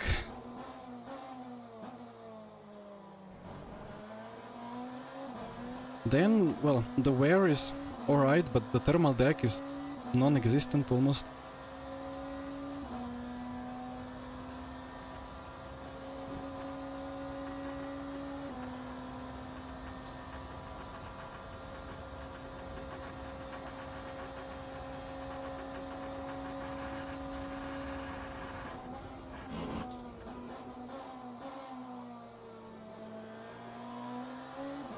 Keep forgetting about the battery, but I mean it's fine. It's not a problem if it goes to 0, unless I go do a pit stop.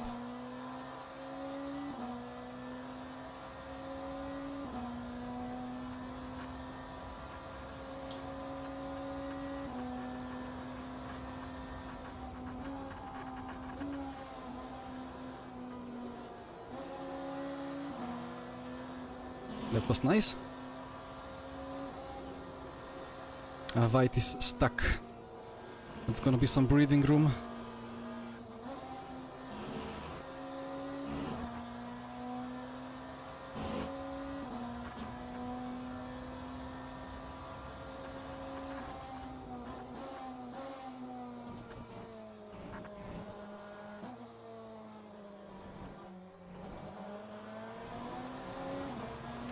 Three to go. I mean, I'm kind of confident that I can triple them. I could put softs on the rear, I suppose. That would be 5 seconds lost, right? Honestly, I'm not confident about losing 5 seconds.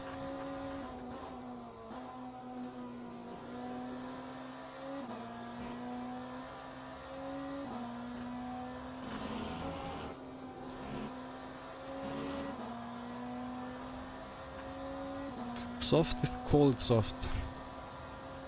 Okay. I suppose it would have to go beneath 10 Celsius track temp or something.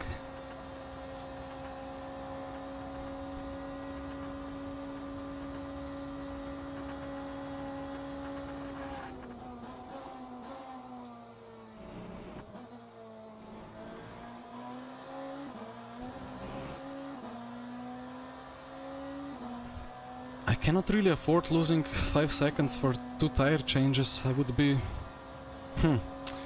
Well, now Michi has overtaken Grigoletto.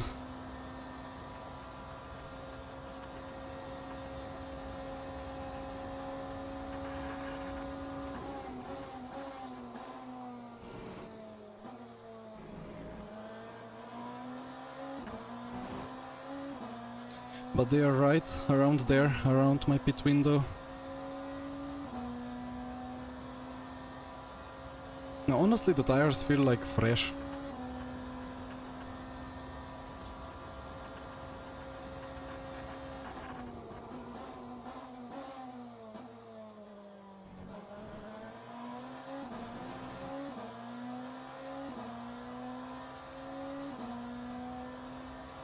Yeah, my tiny pedal overlay is suggesting me to take plus 83.6.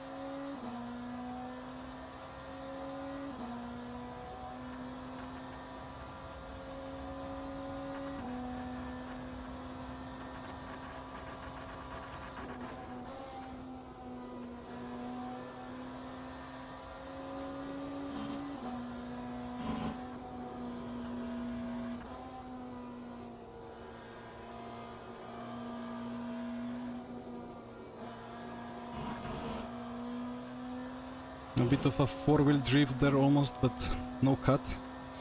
That's gonna be annoying. The traffic.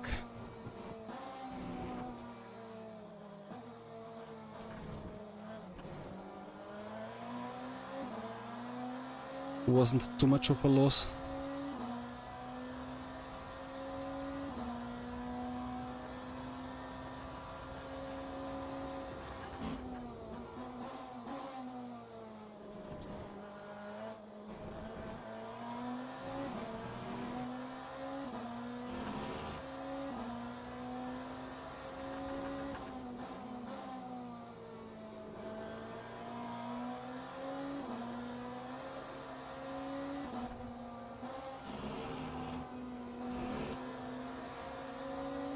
Not having the luckiest of traffics.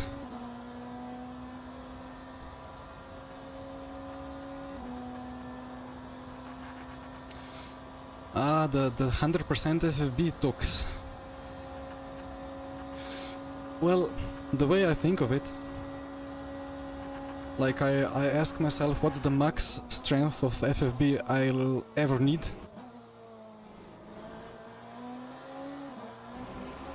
Everything that's more than that is just a danger if you use a direct drive wheel, like if a bug happens, if you hit a wall. You have that headroom that you don't really need for information, like over some curbs FFB can go crazy but you cannot really use it, like it's... the car is out of control anyway when it hits really high curbs.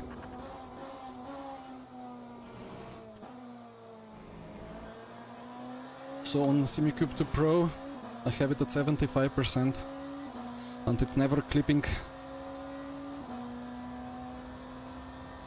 So then like, yeah, I mean, it's just like a safety precaution.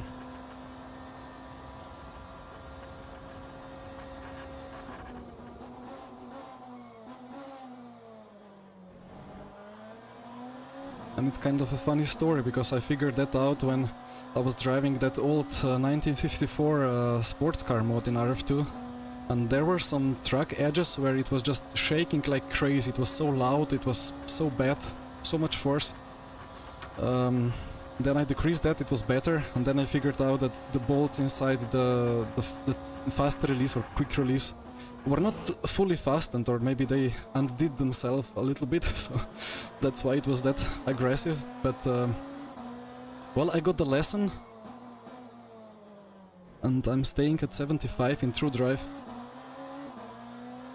And that's still like 19 Newton meters of torque, and that's more than what you get on most of race cars in real life.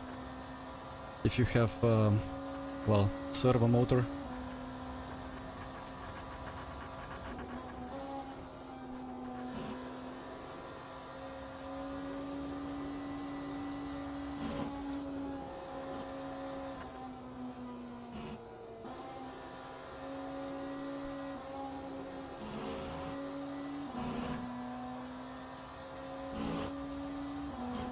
So one more lap.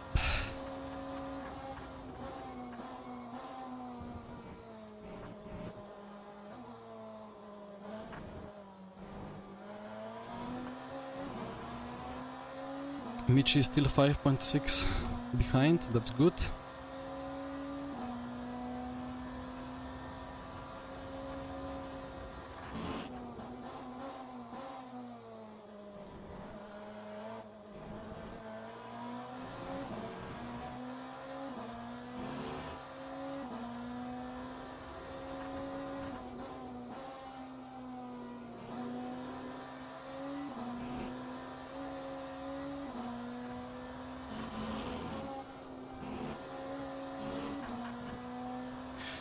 Okay, quick calc. If we assume a lap is 3 minutes and a half, then 2 laps are 7 minutes. We would need to exit the garage with 30... How much was it? I'm not gonna get the calc correctly.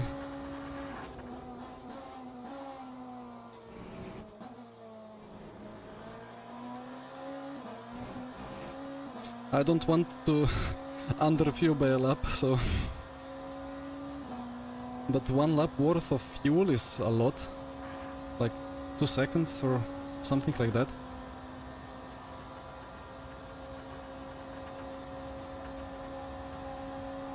I will dive.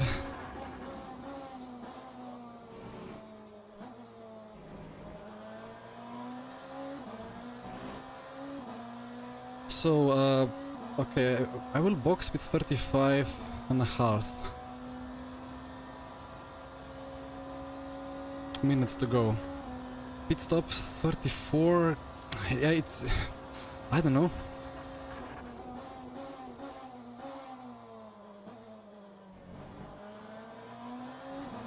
It's better to take more, right?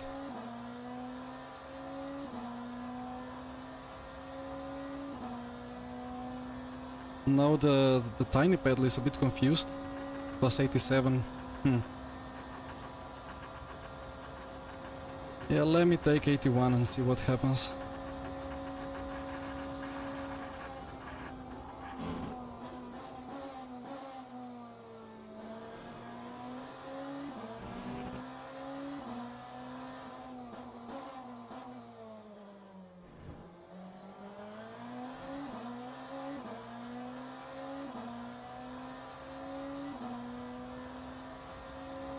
Yeah, I don't know, is it really 10? Like, tiny pedal is saying plus 87.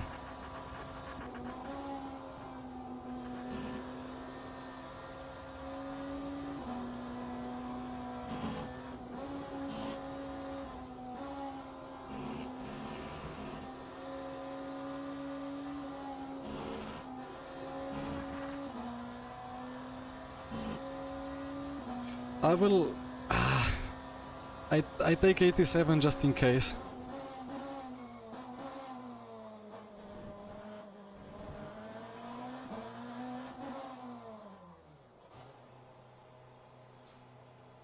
I mean, I'm all for taking less, but what? Why is this 8? I don't know. Let's keep 87 and then we fuel save if needed.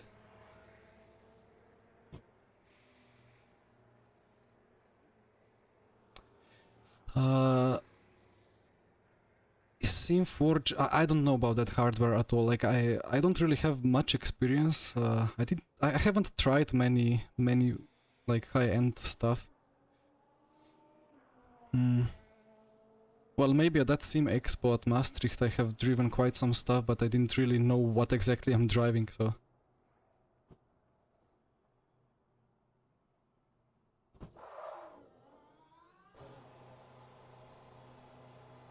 So, hopefully we have 3 liters too much now.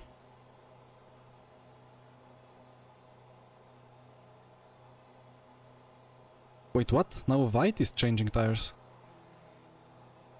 I don't understand.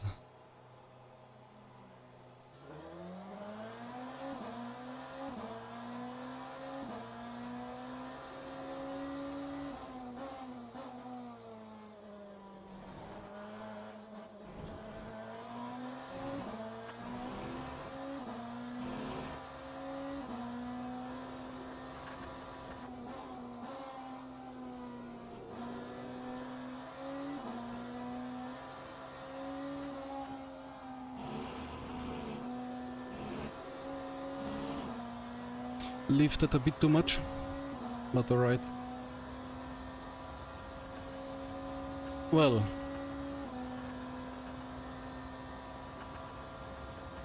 why has White changed the tires now?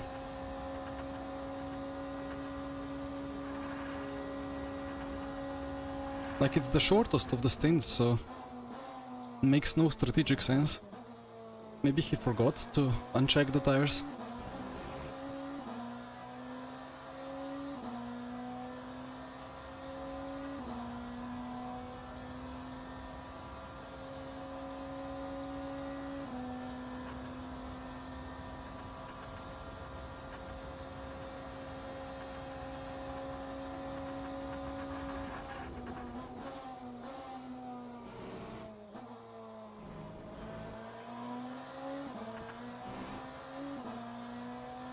Yeah, I see, Michael. I mean, probably you're correct. I'm just like... I have that PTSD from a couple of races where I underfueled by a lap. Like in the previous LMU stream. It felt so stupid that now I just like... Out of a principle, I just want to take a liter, like a lap of liters extra. Even if it's slower, but I mean, I have the gap now, so I really don't know. Let's see how fast White is. He would need a second per lap.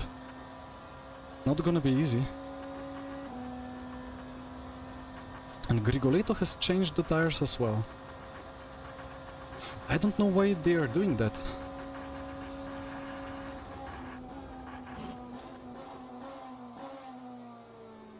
I thought of doing like 12 and 10 or 12 and 11 and then doing fresh tires and 12 again. But for them it's gonna be 12, 12 and then fresh mediums for 10. Hi Salute, I'm using the older Samsung 49-inch 144Hz C49HG something. I promised I would make a list of hardware in the description, but I have still not taken time to do it.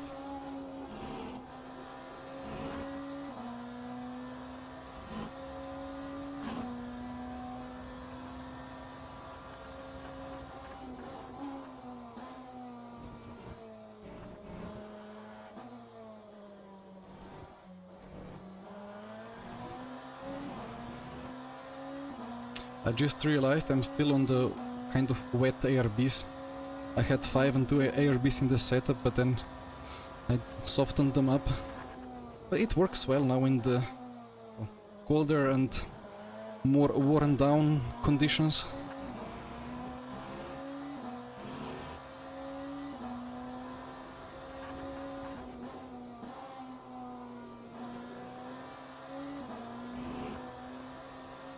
And the rear is a bit more on the edge.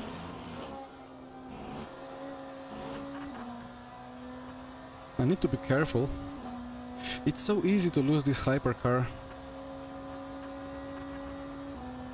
And it's funny, as I have driven that IMSA fixed in iRacing in the past few days a lot, like off stream.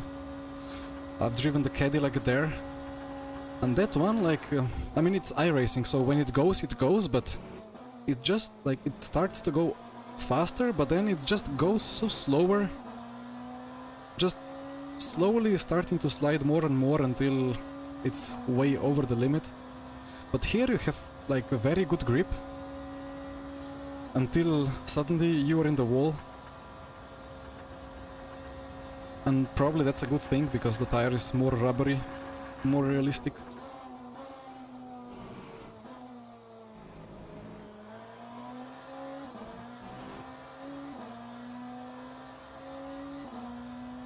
It still feels like in LMU you don't ever have good traction, for whatever reason. It's been like that ever since that newer tire model was introduced into R Factor 2. I remember when we got the Formula Pro car. Huge downforce, very fast, but the traction was like almost non-existent. And then back then we were driving together with Tom Dillman, the real-life racer, for Le Mans Virtual. He said that it feels like those tires are, when they are new, it feels like they have already done a whole race distance. But they are still fast, they just don't have the traction. Still feels like that in LMU. Although I would really have to check more real-life hypercar onboards before I judge more, because the hypercars in real life are not, well, not the easiest cars.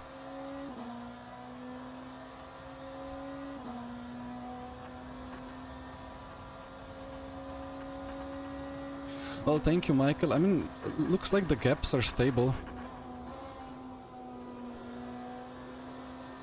And I'm trying not to overpush, but still be, well, just at the limit.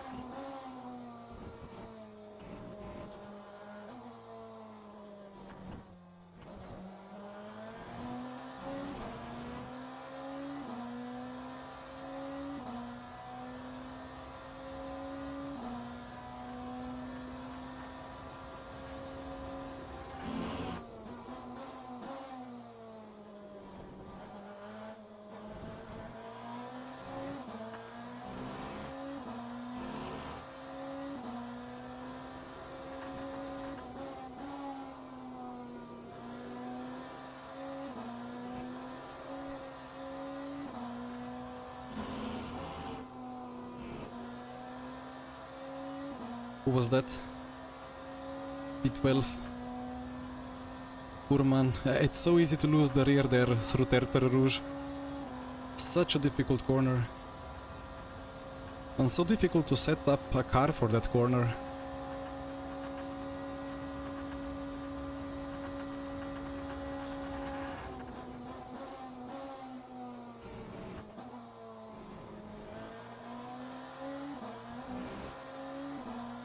Well, Yo-Yo, I was watching the real life Le Mans pole position lap, but that was Estre, right?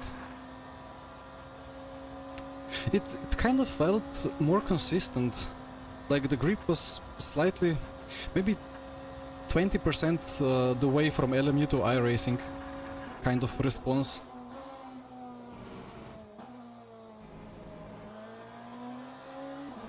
Maybe it was slightly trickier in the corners, but it was easier on the traction. I don't know. Here in LMU, you're always very deep into TC.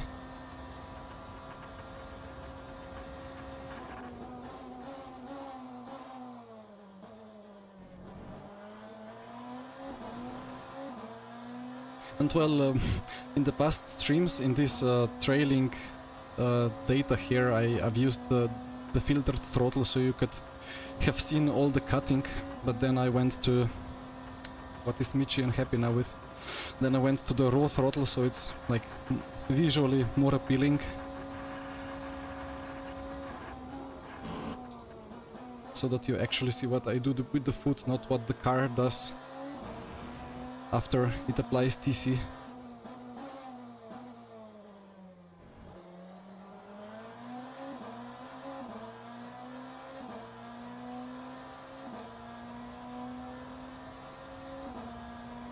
Well, Michael, I suppose they are still working on the tire model.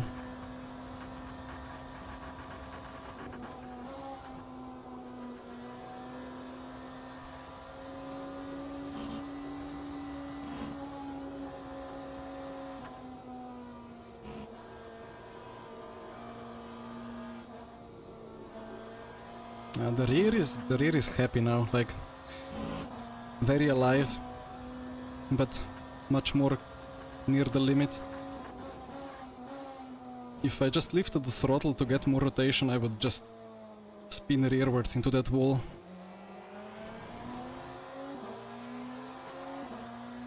So it should be 7 more laps, right? Should. It could be close to 8.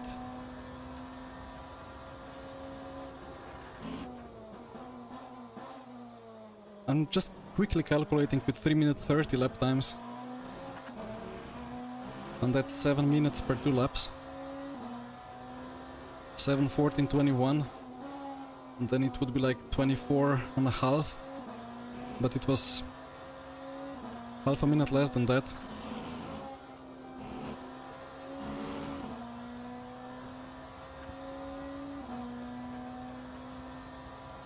That guy is still stationary.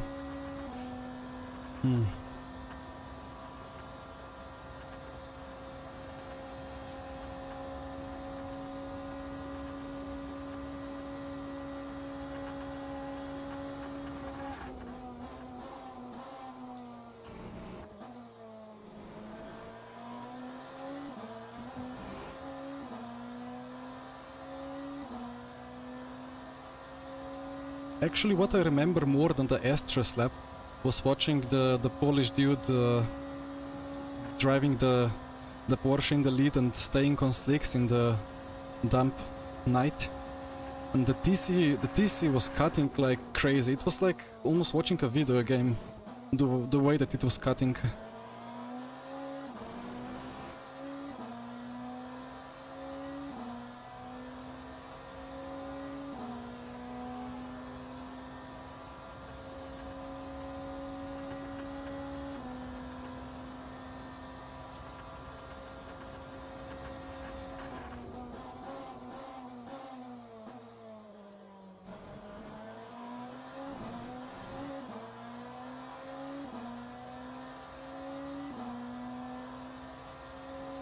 Well, I suppose this race is kind of under control now. I still have like 20% of probability of having an extra lap in my mind, which would be very terrible. But I mean, it's not gonna happen, right?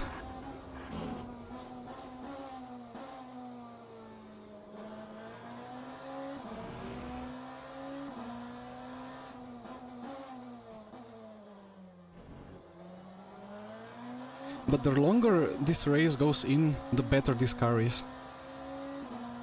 Not sure if it's something about the tires as well. Like in RF2, on the GT3s there, on fresh tires they are really weird, like slidey. Still, despite all the work done to prevent the eSport slides, but they're still like drifting a bit. But when their tires are like towards the end of the second stint, especially like worn hards, they feel really good, like really realistic, or like how you would expect the race tires to feel like from the onboards. And this is how it feels here now.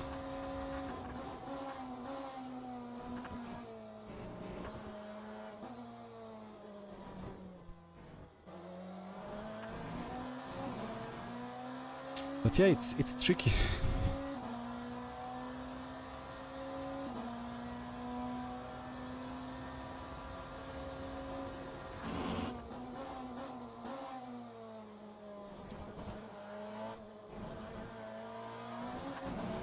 That was a cut copy.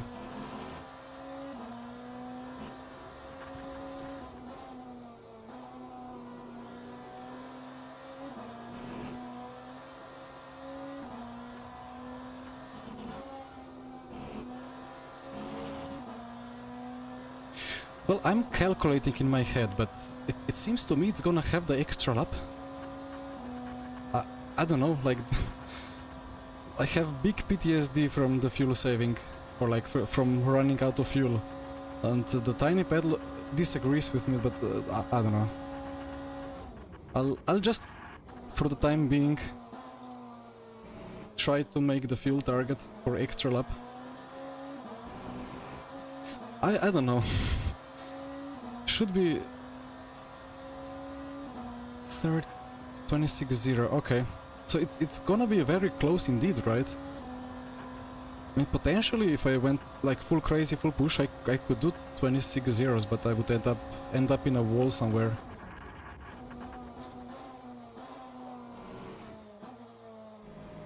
I'm not using these clutch pedals enough anyway, so let me just move them a little bit so they don't get rusty, you know. Not sure if Michi has underfueled and is now having to fuel save as well.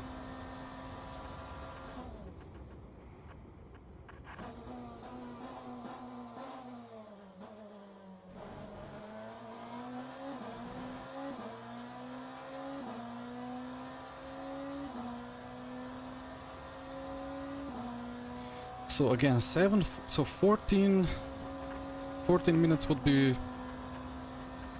5 laps.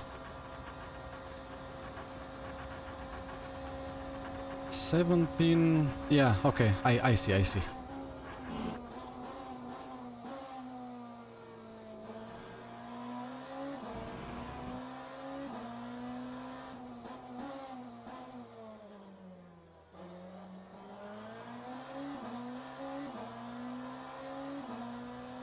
Because it's gonna be 17 point... yeah, I was adding extra lap and then I was adding extra lap again, so... okay, yeah, it should be safe.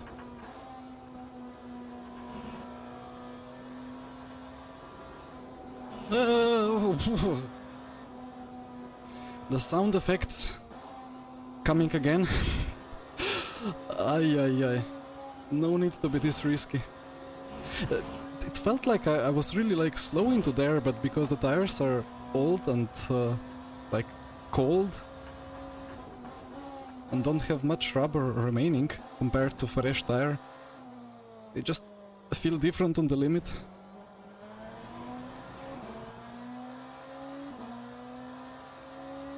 Yeah, they're not cold, but surely like 5, 6, 7 Celsius colder than after the first stint when the track was the hottest.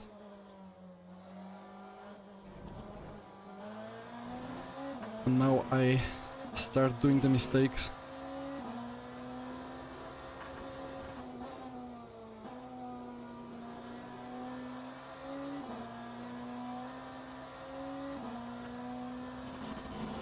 That guy still didn't escape. It would be funny if there was one lap when he suddenly just goes back on the throttle.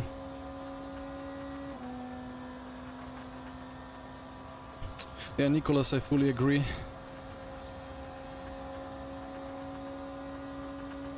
The worst is to have like very off-pace LMP2, because it still goes fast, but just not fast enough not to have you lose 3 seconds behind, but still fast enough that you cannot go around the outside.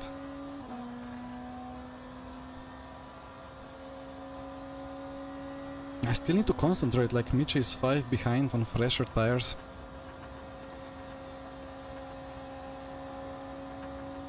I see. Okay.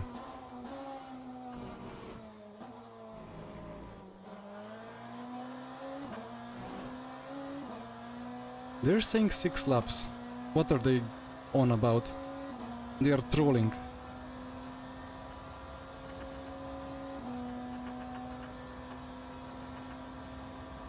Or is my math wrong again?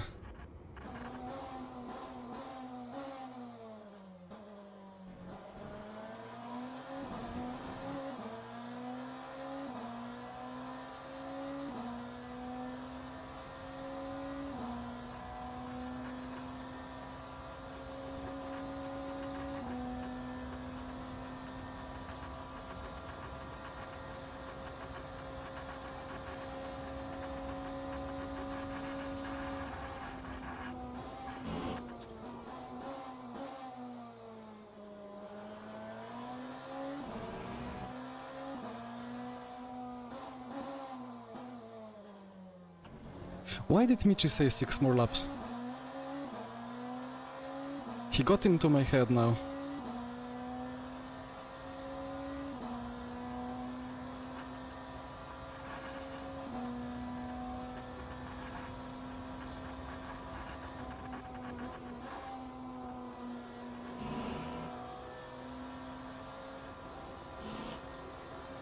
But it's actually going to be extra lap.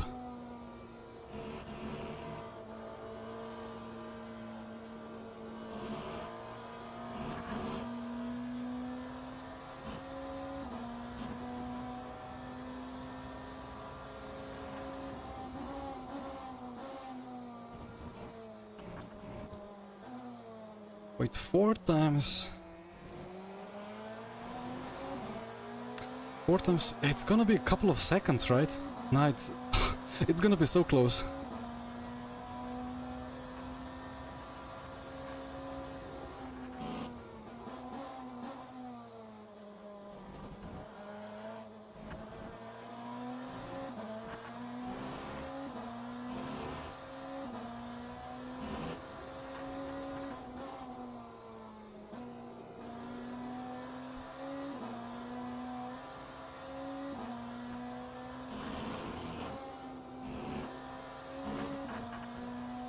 Yeah, I just need to build up a little bit of confidence and keep a little bit better pace.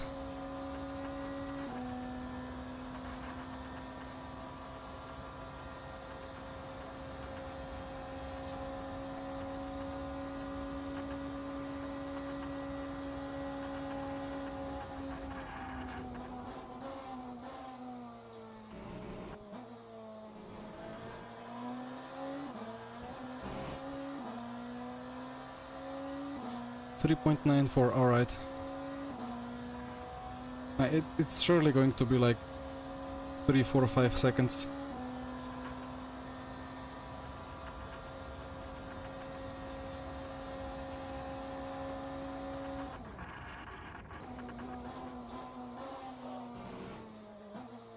A bit of a small lockup. Yeah, I suppose it's good that I just drive a bit slower and save fuel. There is still some margin to Michi.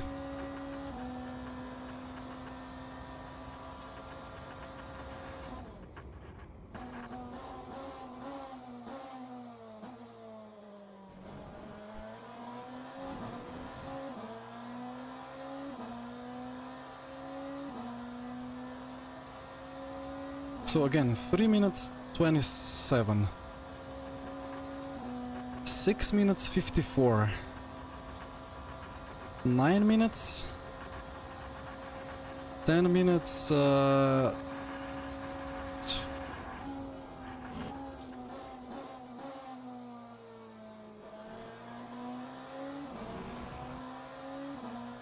20.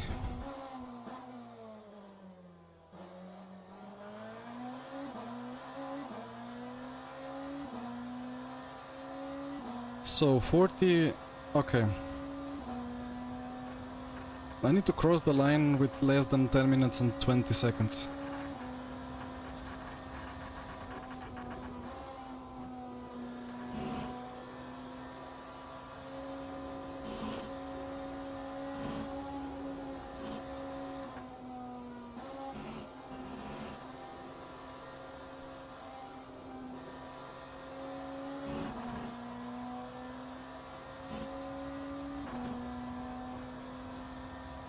Lamborghini's rear is snapping. Okay, 10 minutes 20. Okay, yeah, we are safe. Should be safe for just 3 more laps. About rear snapping. Well, if it's a LMH car, which Lamborghini is not, then it could be full battery issue. But otherwise, move brake bias. Ooh, to the front. Well, speaking of rear snapping. Probably that was now caused by too much brake migration to the rear. In fact, I'm still on the damp brake bias. I never changed it. Maybe time to do it. I mean, one click can go a long way in LMU.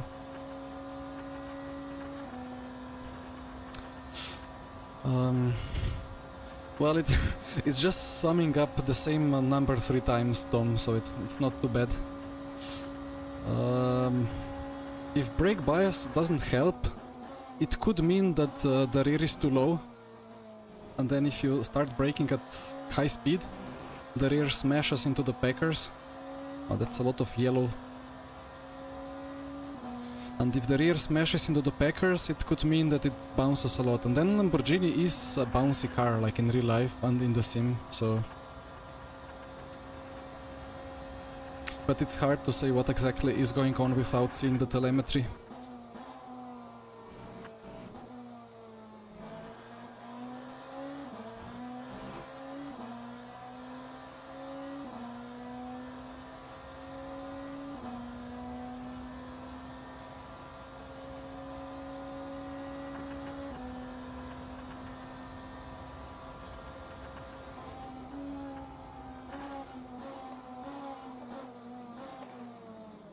Not the greatest luck with traffic.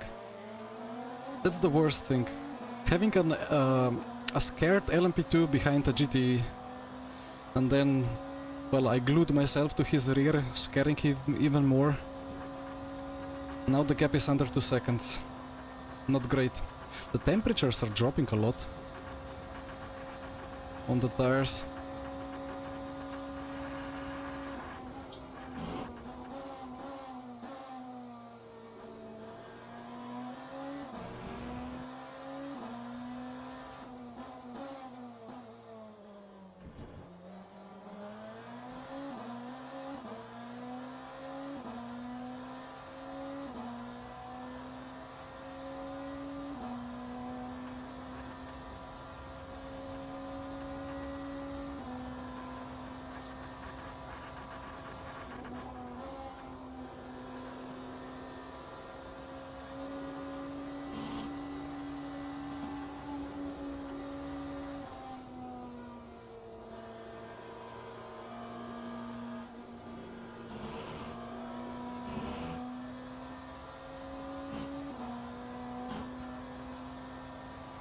Good timing, Michi will get stuck.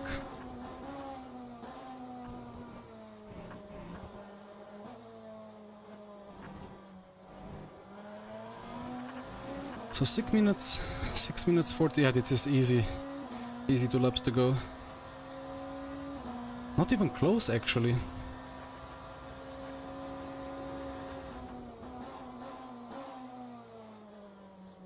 I mean, 10 seconds or so. That's still close relatively to 2 hours.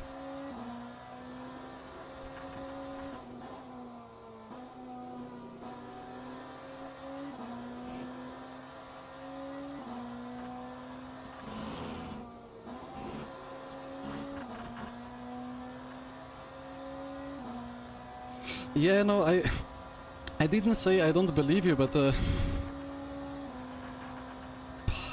well, I don't even have an answer. It's just PTSD from running out of fuel a couple of times, so it's not rational, so forgive me.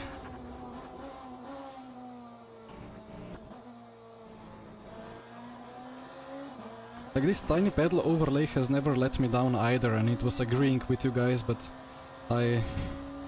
well, my brain decided that I need to overcomplicate things. And to be honest, if the whole race went better, it could easily be another lap.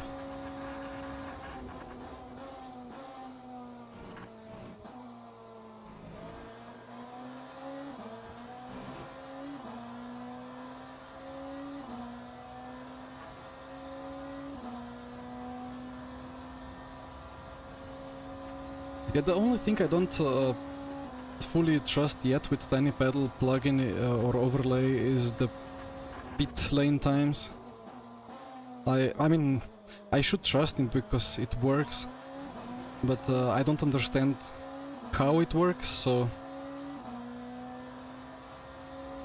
I just need to see it work more often.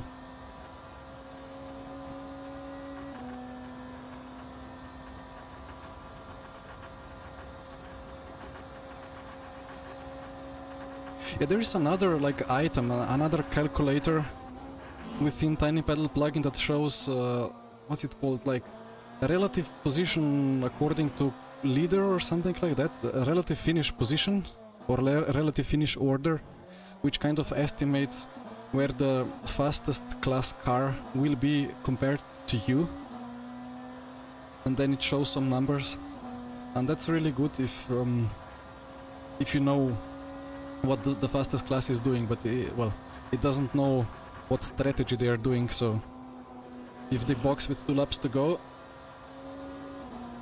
then it's gonna be maybe a lap less, you know. But if you know what the leaders in the fastest class are doing with the strategy, if you're like a GT3, then you can rely on that.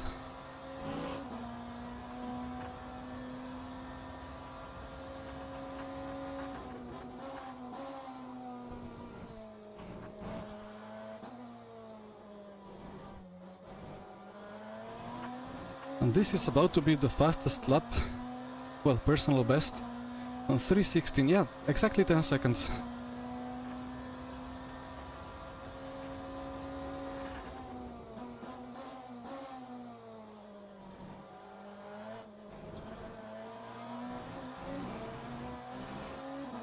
Well, I regained my confidence, but I don't need to do a Vettel or a Verstappen. I just need to stay safe.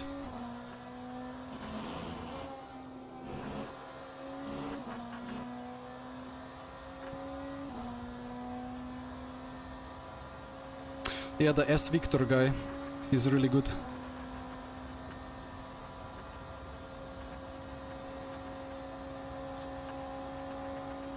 As we are driving into this beautiful sunset,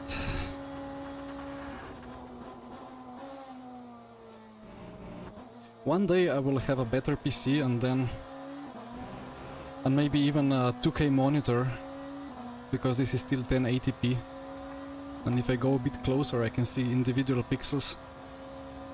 But one day I will have a better hardware and I will have max details and it's gonna look even better. Looking forward.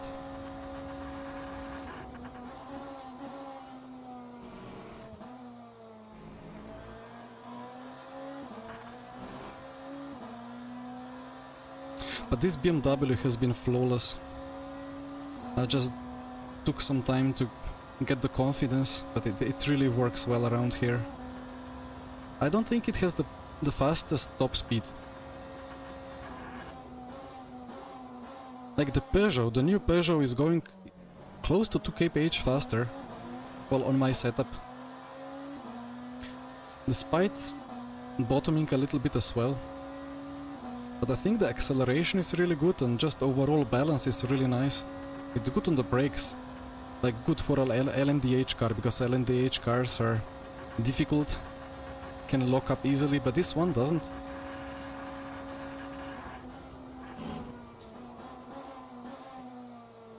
So if I switch for Toyota for the next weekly events,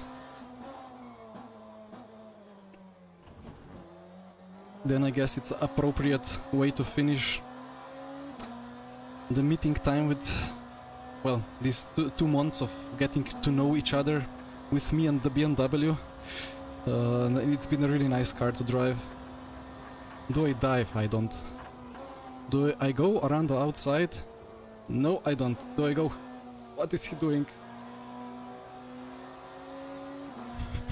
If I had half a second gap to Michi, I would go for it, but probably I would die. Luckily, the gap to Michi is there. But that's it. No more traffic. It's been a beautiful race. It's been a beautiful car. The setup worked well. Learned quite a lot with it. So here we go. Over the finish line, yes.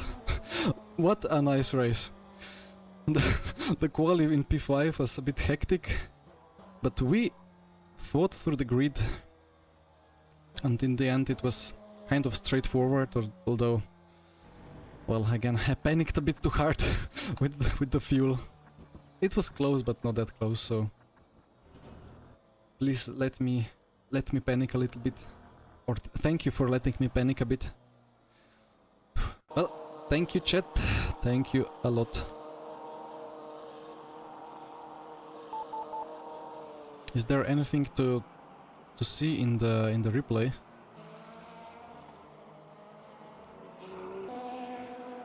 I don't think so. Like it was kind of a clean race, right? All the moves were kind of straightforward. Like on the straight. Maybe the race start. Yeah, let's check the race start. Oh, that's loud. Nice bug.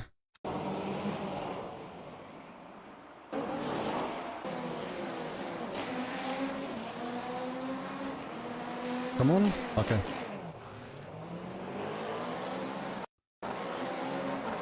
Not sure if it was just a bad reaction from Brambilla, but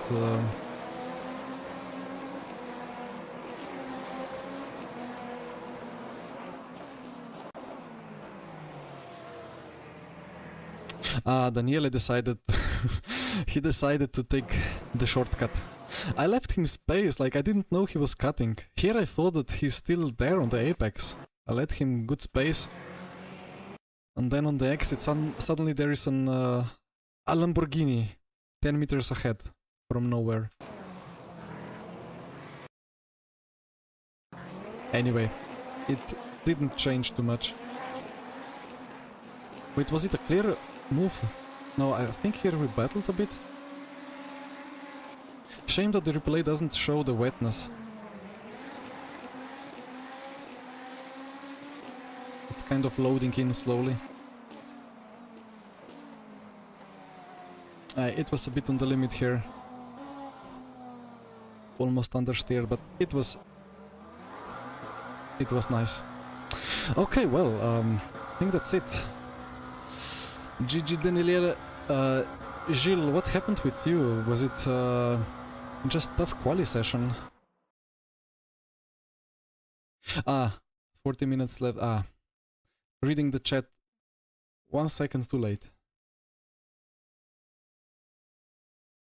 Yeah, I was on wing 1 as well. Anyway,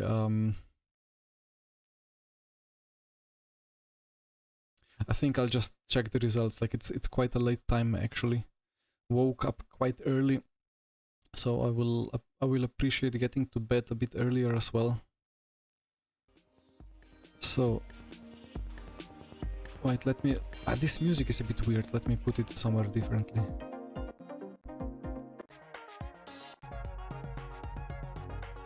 Okay. Generating results. Top speed was like Ferrari 2020. I was wondering what was going on with the wing levels.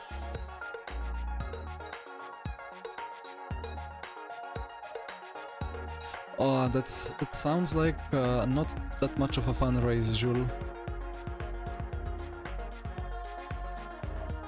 Why? How do you take a DT for no reason?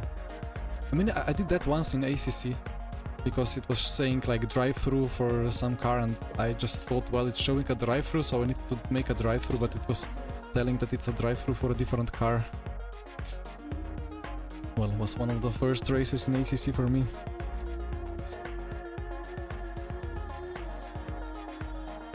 Still generating results.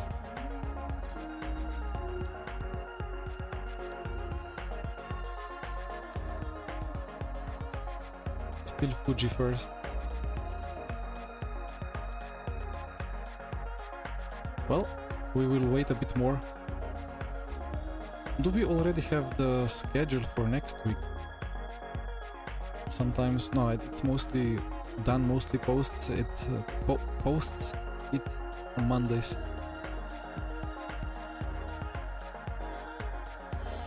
Daniela, it was me. I was saying the Lambo is very good on the fast track, so I don't know. I would need to try it myself. Thank you, Mario.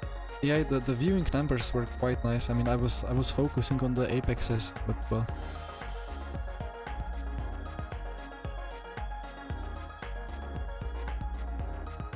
Daniela, how was the fuel mileage on the Lambo? They already posted on Discord. Let me open a Discord. Well, about leaking GT3s, I cannot. I'm not that much of an insider, so I don't know, to be honest. There are the results. Okay.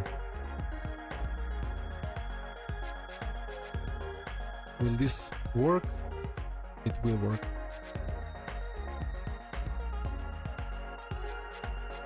Should have gained quite a lot of rank here, right? Like 15%-ish. Exactly. Wow. I should get extra percent for guessing the number perfectly. Alright, well, I mean, that's it, right? Not much to be said. Maybe I can check online status. So weekly next week is gonna be Sebring all classes 80 minutes times 2 fuel usage. That's gonna be nice. There's gonna be then back to basics, Kota, LMP2 and GT 100 minute. Alright. Probably gonna do the Sebring for sure. Oh, probably for sure.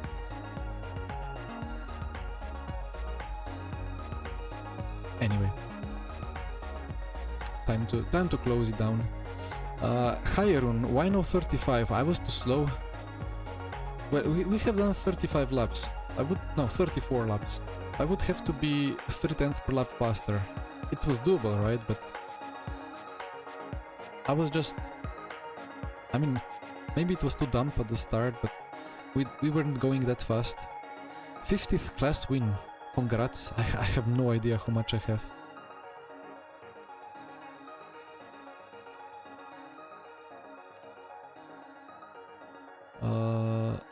Look at the leaderboard. Oh, yeah, I can do it. I can have a look at the leaderboard. No, weekly? Leaderboard. No, what? No, that's not the one. I cannot look at the leaderboard, right? Because no more races. Yeah, it's gone. Unfortunately. Daniela, fuel ratio 0.94. Oh, that's quite a nice winning ratio there.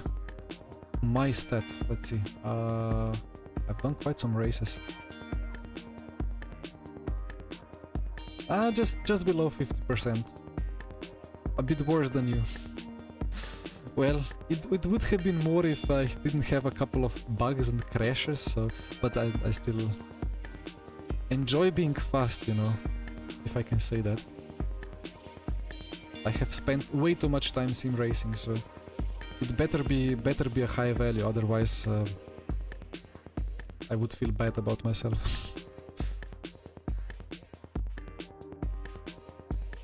$24.58. But Michael, was it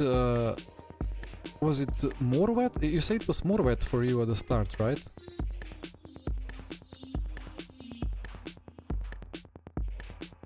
What is this music? I don't like this music.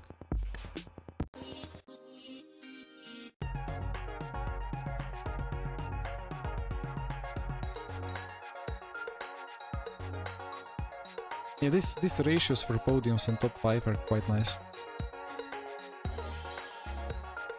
Anyway, you know what? I'm gonna go have food and a shower and a bit of resting, and then the whole night of resting. So I will say, so 35 was okay. Yeah, I guess we were yeah, today we were just too slow. Oh, that's a nice weather forecast. But tomorrow I don't think I'm driving. So yeah, maybe James. I mean, it's quite hard to get. I don't even know what I'm clicking. It's kind of hard to even get gold 2.